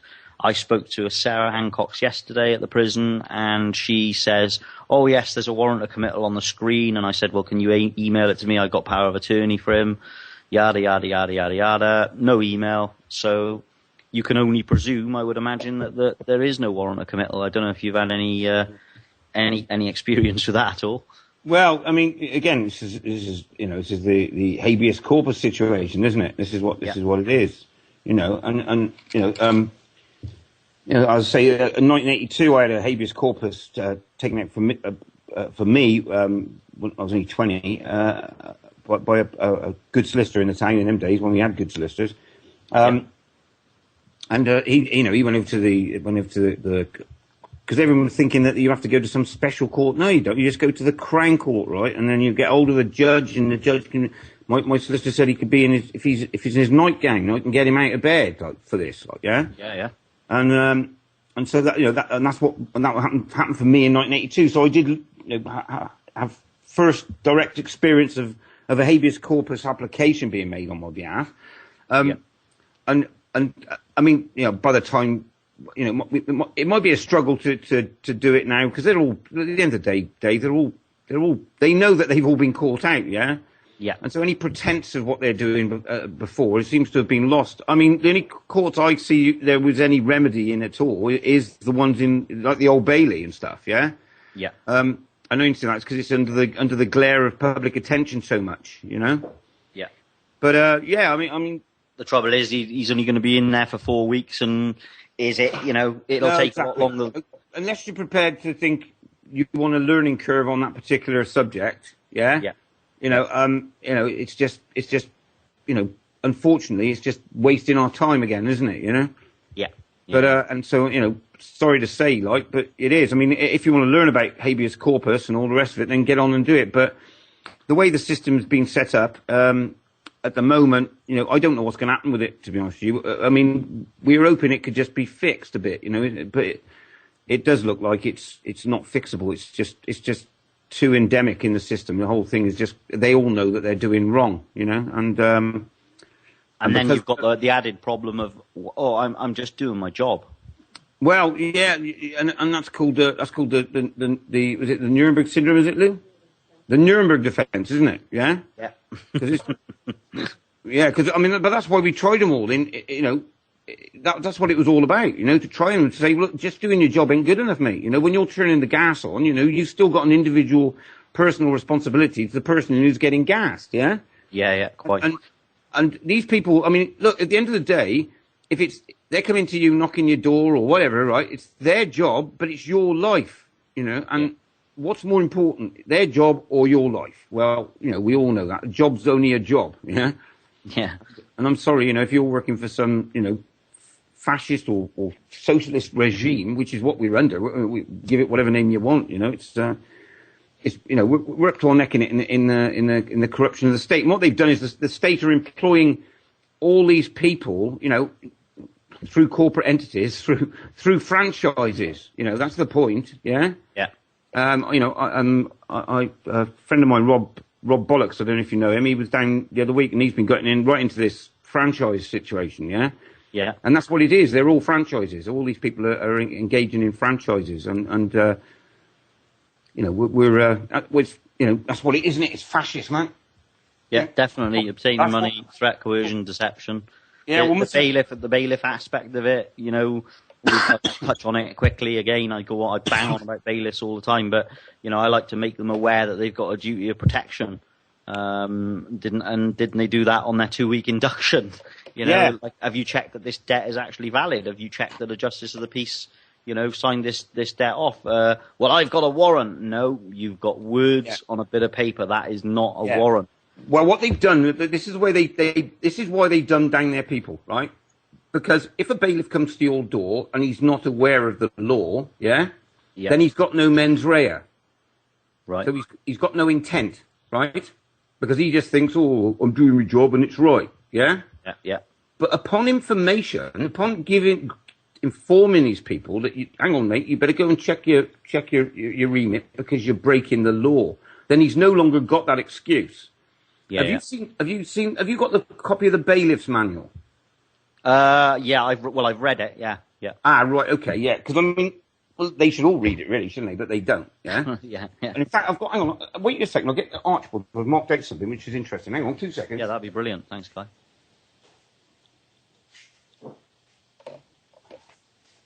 Wow, mind of information, or what, Dave? He's superb and so funny with it. Like, if the listeners, anybody in the chat room or anything, if you get a chance, just go and look at some of the videos of Guy in court, because he is like a bulldog. He really, he does it exactly as he says he does it, really, Right, thanks for that, Dave. Yeah. Right. What I found is in the interesting here, right? Okay, because we're swapping jurisdictions with county courts and all that nonsense that's going on. Yeah. I come across this thing the other day, which I thought was very interesting, because we know all these documents that these bailiffs come around with. None of them are signed, do they? Or we know the whole thing's a pack of shit. Yeah. Yeah. But listen to this: the County Courts Act, 1984, Section 135, and this is a County Courts Act thing now, right? Yeah. Right. Penalty for falsely pretending to act under authority of court. 135. Any person who delivers or causes to be delivered, or any other person, any paper falsely purporting to be a copy of any summons or any other process of a county court, knowing it to be false, or acts or professes to act under any false colour or pretence of the process or authority of a county court, shall be guilty of an offence, and shall be each offence be liable on conviction on indictment to imprisonment for a term not exceeding 7 years. Yeah. So what we're saying... I handed that actual thing to a bailiff, and the following day, they worked for Swift. Yeah. The following day, they rang up and said that if I ever contacted their company again, they would find me and kill me. Okay. That's great. And that was thanks to you, I must add. Oh, well, I'm glad it's been used for the right purpose. But yeah, I'll let you carry on. Sorry, I just... that's great. No, because, I mean, what you're looking at there with something like that, right? I mean, because, hitting them with the fraud action, with, perverting the course of judgment, all right, okay, that's one thing. But hitting them with something, a county court act, which is related directly to the document, it's taking it out of their jurisdiction into that jurisdiction, yeah? And, and that's the way, if we got any remedy through these situations, that's the way to deal with it. So my way of looking at this now is this, right? We know we're working against a gang against us, aren't we? Really, that's what we're dealing with. Action racket, right? Yeah. So we've got a gang. The public have got a gang, and that's why I think that our gang should be these, grand juries. And I don't know if most people know, but virtually every Crown Court has still got the grand jury room. Yeah. So if you go into Hereford Crown Court, you still see a little old quaint sign swinging outside this room. It says Grand Jury Room, and it's because they've never repealed or anything. This stuff, all they've done is just cover it up, and hide it from us. Quite. And we've got to start, well, let's have a go at it, right? Okay, introducing it again, and then seeing how they can worm their way around that. When they know that the matter's already been judged by their peers. Yeah. I mean, because when you take a private prosecution, if it's anything dishonest, then the ghost test applies, yeah? And all the ghost test is that the standards of reasonable people of reasonable standards think there is a case to answer. Not that they think someone's guilty of an offence, yeah? But there's something to be heard. Uh-huh. And that's all you require to get a case together. So that's what we should be handing to them, And I touched on as well, just while we're on this sort of their own, using their own stuff against them. The Ministry of Justice's, I think it was something according to their rules, only a court could issue a summons.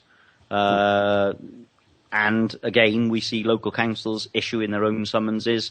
I've covered this time and time again, and we're seeing there's loads of cases where the liability orders is stamped and signed off three days before the bloody case is here. So again, they're doing that completely unlawfully. Right. I think Paul wants to just chip in just quickly, Guy, if that's okay as well. Yeah, go on, Paul. Yeah, it's just what you're saying about the courts and how to get them in courts. Just quickly, Guy, the situation here in my local town is the local council has been caught with the pants down, tipping hundreds of tons, if not millions of tons, of unknown waste with no tipping charges. We've reported it to everybody. Nobody does anything. So, we're just sat here, me and Chris, and we're just like, well, when the courts are obviously in on it, where do you take them? Nobody will investigate it. Nobody will touch it. We've had the BBC and all the big uns down here. They talk about the allotments. Yeah, that's a good issue, but the real issue is, what do we do about the illegal tip? How do we get... Nobody listens to us. We just think that we're... Yeah, I'll tell you what, you've hit it on the head, because that's why we've got to start getting our own courts together, yeah? Because the bottom line is, if we get our own courts together, we'll invite them to come to the hearing, we'll televise it, we'll issue a summons against them, offer them the opportunity to come to the court, and if they fail to come to the court, the jury might take an inference from the fact of that, yeah?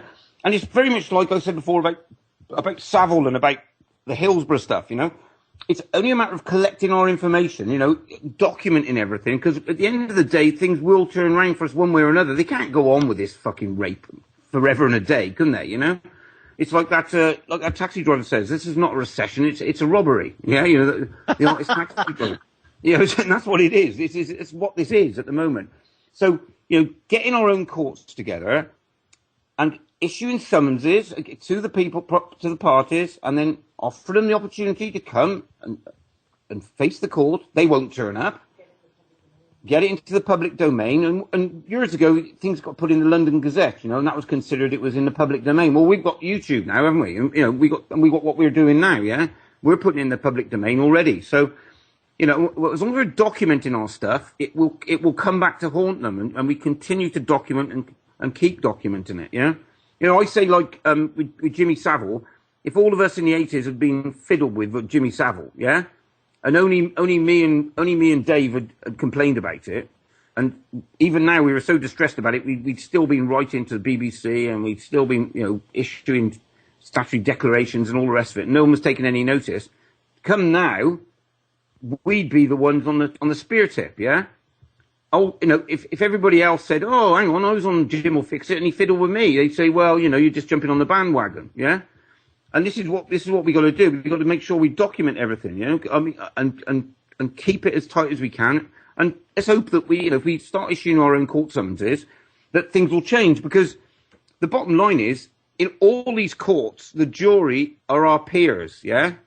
Well, who are the jury? The jury are us. The judge is only there to direct in law. He's not the court.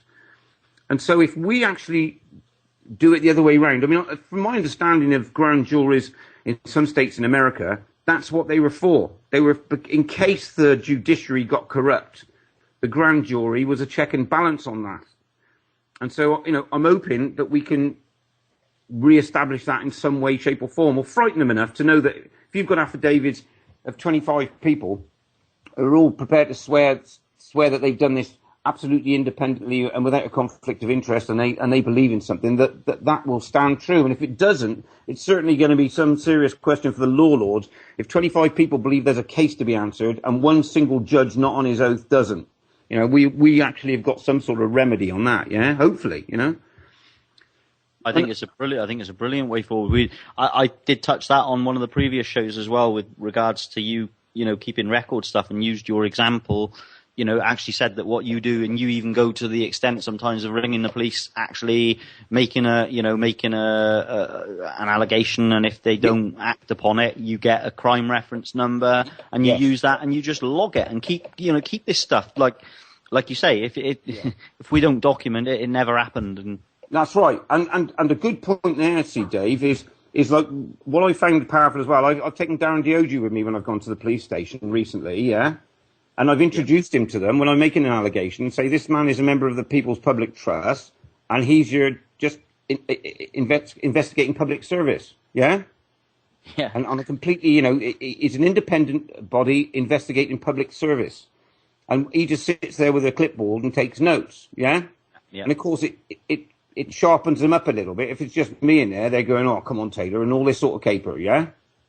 And if you've got someone in there as an independent arbiter, like just looking at it from an independent perspective, it does change their position a bit. And I'll tell you what I got here for you, Dave, as well. I'll send it over. I won't do it now in case it interferes, but I've got a document from the county, from the magistrates' courts, a clerk's memo concerning council tax, I believe it, isn't it, Lou? Yeah. Oh, okay.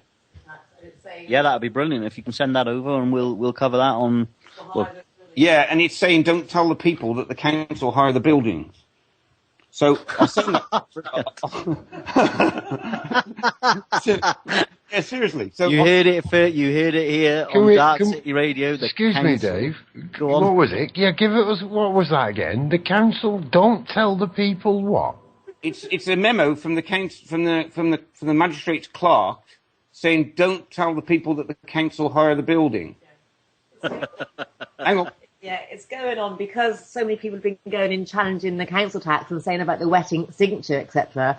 They've written a big memorandum saying, "Oh no, we've checked it all out. No, it is legal to get a designated officer and just book them, but don't tell the people the council hired a court for this." Yeah. Yeah, you'll see the ironic humour of it all when we send it over to you, like, you know. Oh, that's superb. Yeah, but they're obviously worried. I mean, this is the point, you know. They're growing. Yeah, it's growing like mad, you know. And I mean, and this is why I'm saying about going and taking private prosecutions out, because they can't deny it you. You cannot. It won't cost you a penny. If you wanted to take the chief constable of your area to court for something he's broken the law, you could go in there and take 2 or 3 hours of their time up. It won't cost you a single penny. no one can sue you because the court will be in camera for that session, which means that the public won't be allowed to listen, right? Yeah. If you actually get it through, then no one can sue you because that means that there was a case to answer, right? Yeah, and if you don't get it through, it's taking up half their day anyway. So either way, if we have people in towns, 4 or 5 people every week going and putting private prosecutions, which you're perfectly entitled to do, we would absolutely annihilate them just by taking out all their time. And all the time that they're making money, ka-ching, ka-ching with the cash register as we go in through the door, we'd be taking up half their time with that, Yeah, So definitely. And making them spend their energy defending things that we are doing to them instead of the other way around, because we That's give it, right. we have to give it, like in one way or another, you kind of lose once a bureaucrat starts on you. I think that's a classic Mark Stevens thing, but you start sapping their energy from them, and it's a different story. And I totally agree. And I do encourage people all the time, like as much as I can, you've got to start fighting back. You've got to start, attacking them with their own laws, and you've got to start laying private criminal prosecutions. You've got to start civil claims and liens and whatever you can do. Just throw the spanners in the works and just, make the system work. I think Franco Collins says, make them work for it. He says if they're gonna do it to you, make them bloody work for it. Yeah, that's right, man. Yeah, and I could say, and the wonderful thing about private prosecutions is they don't cost you a penny, and all it does is cost them a load of grief because, as you rightly said there, they're on the defensive then, and it's nice to watch them having to try and worm their way around, and they do end up giving you some sort of grudging respect anyway. I mean, we've got the court staff are perfectly okay with us in Hereford. The judges aren't, but the court staff are great because they can see that, hey, at the end of the day, they have a giggle, man. You know what I mean? Yeah. They're used to, some judge comes there, he probably treats them like shit when he comes in the morning, and acts like some sort of, God. God, yeah. Well, then all of a sudden they see him on the back foot and all that. So, it's worth it. It starts to humanise the courts. And when you go in there then with that, you're going in and you may not win the hearing, but you've taken up their time and you've got rid of the moral high ground that the judge claims to be sat on, Taking the fight to them. Like you said, Dave, taking the fight to them. Yeah, exactly. That's what we've got to do. I don't know how much longer you want to do, Guy. Where we've done a good hour now, I think. But if you want to carry on for a bit, you're welcome. Or we can finish off there. Yeah. Okay. Well, I'll do a couple more minutes, mate. I don't know how much more I got left in me actually after you and the taxi driver. That's all right. It's just Paul's got a very interesting analogy of the court system as being like a church, really. I don't know if you want to tell him about your idea with that, Paul. Well, the church, I mean, the first thing they do is, the first thing they charge you for is a service, isn't it? It's service of the documents. Yeah. And that's what it is. They're charging you for a service of the documents. But if you're being given a service for something you don't want, you're being raped. If someone, and that's what it is. You can't, I've always said, if you went round to a massage parlour and wanted to be led around on a dog chain and whipped or whatever, right, and paid for it, that's fine, yeah? That's because you consented to it. But if the hooker come through and kicked your door in on a Sunday afternoon when you're eating your dinner and started whipping you around the dinner table, you haven't consented to that, have you? So, no, exactly. And that's the difference, And give you a bill as well. Just to touch on the ignorance of some of the, we're just doing our job type of thing. I took a book on, I think it was on administrative law into, it was something to do with Matt, and I went in to tackle these 2 police that were in this courtroom, and I said, look, you've just witnessed he was in the building. But I read him a section from, I think it was HR, Wade and Forsyth, 2 law professors from Oxford had written this book, and it says in there, the Crown have little, if any, legal powers except in the capacity of employer. And I read it to the guy. He took the book off me and read it as well. And he went, oh no, that can't be right. And I said, it's okay. I said, I can see why you would think a law book written by 2 law professors was a load of rubbish. That makes perfect sense to me. Yeah, that's right. Well, I'll tell you what. In fact, I've got a book here. It's along the same lines. What is it? Enforceability or something. It's the theory and enforceability of consent or something, yeah? Again, a Cambridge document. Yeah. And when you read these books, I mean, I only read these books to see where they're coming from, yeah? It's it's to understand the mentality behind these things. Because they're so fucking boring as well. They are very boring. but so it's toilet reading. You know, punishment, compensation, and law, a theory of enforceability. Yeah?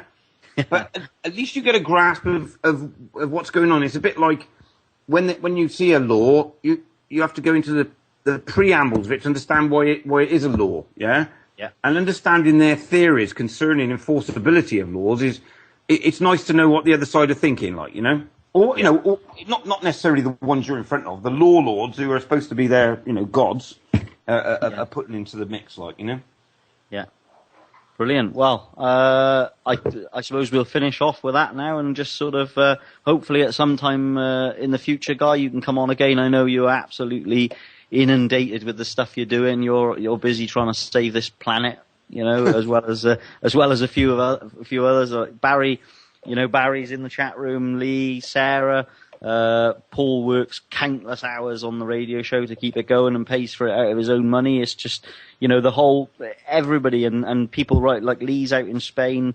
We get, you know, Barry's out in Canada. He's live in the chat, you know, on the Skype at the moment. It's just brilliant to see people coming together and sort of get a feeling that at least people want something to change, or at least that people are realizing that something is wrong and quite wrong. So, you know, hopefully together we can bring about a change for the positive, and keep us informed on these common law courts. It's a brilliant concept. So I just thank you very much for taking the time out to come and speak to us. It's very much appreciated. Hey, and thank you, and thank you all. And listen, man, anytime I can come on and have a chat with you, you know where I am, Dave. Get hold of me, and I'll keep you up to date with everything. I'll send you over that court document to give it to everybody if you want. Yeah. Yeah. And brilliant. I'll say, you know, all what we need is everybody working together on this. So everybody that's listening, look, you know, we'll all do our bit, and we're all chipping away at these little bricks, and eventually the wall will fall down. We may think this brick don't seem to be moving, but we can see a bit of light the other side. So something's going to happen. What's going to happen, I don't know, but we'll just keep chipping away, eh? Okay, yeah, brilliant. And Barry has asked me to say that at the end of August, you're more than welcome to come out to Canada if you want. Oh, brilliant. Oh, thanks for that. Hey, Guy, it was nice meeting you today. Okay, my friend, that's Barry. Thank you. Thank you very much. Yeah, very nice. And I'm never going to miss another show of Dave's, because last week he introduced me to Dean Clifford, and this week he introduced me to you. So, I mean, it's just getting better all the time. Thanks, Dave. Hey, great stuff. Oh, that's fantastic. That is going to be. I don't know if Paul's going to tag along or anybody else, but that's Rick Simpson, Dean Clifford, Guy Taylor, Dave Matthews, and Barry so far on the canoe trip of a lifetime.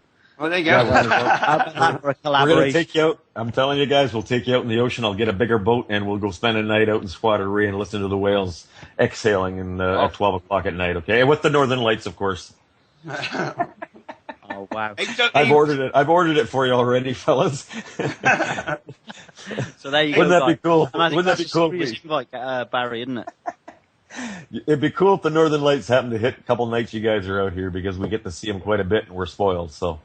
a lot of people don't get to see them. But today, guys, you open my mind all the time. I get on this show, I learn lots. And right now I'm in a learning process about everything you're saying, Guy. Same thing with Dean. You've really opened up some avenues in my brain. So I thank you for your time. Hey, cheers, lads. Thank you very much, girls. Thank you very much. All right, cheers, Guy. Good to see you later. You take care, yeah? Cheers, thank you. Bye. Hello. Chris just pointed at the microphone for me, which was in the big mute position. So excuse me. We've got we have a Dark City show coming after that, and of course the Dark City show proves that it is your radio, unless you're called. No, I'm not even going to say the name. I'm not even going to say the name. It's quite funny. There is one person in the world actually who's on the banned list. So I'm really, at least now they've got a claim to fame. That is a claim to fame, isn't it? Yeah. So there's only one person in the world actually banned from our IRC. So yeah. Yeah, but except for that individual, then it's your radio. It really is your radio. So we got a Dark City coming up. So there's no rush at all. Really isn't. I just want to have a rant at some point about this weekend, the Ashton allotment action.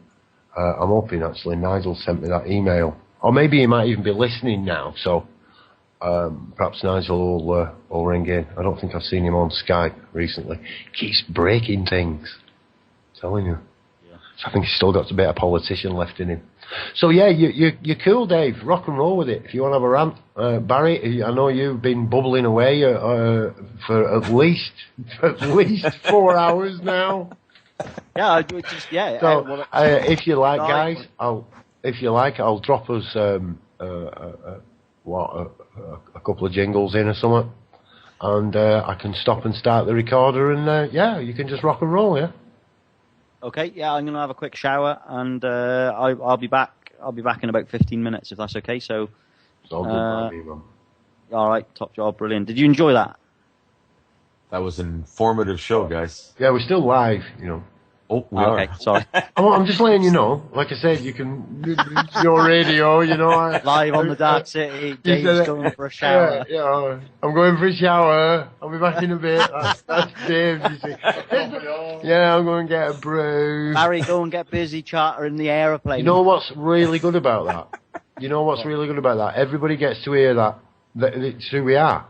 You know, there is no kind of, there's not a person who comes on and talks on the radio and then somebody else who appears, you know. These are real people from real lives doing real stuff in real places. And it really is, you know.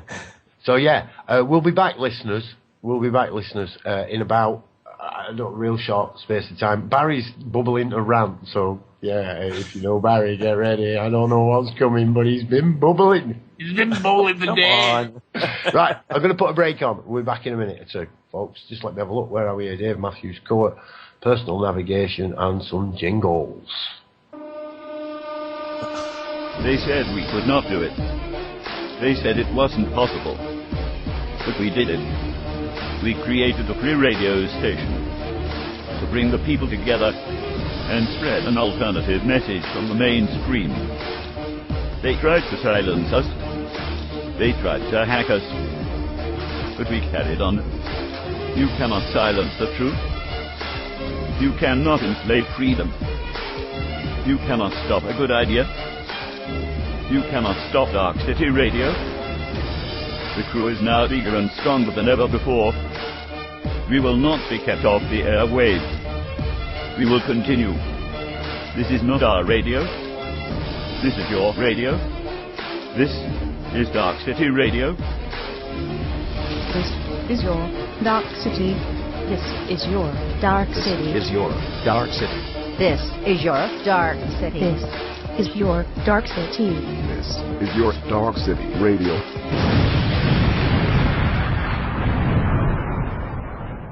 This is a public health announcement. Cannabis cures cancer. God damn it! Radio.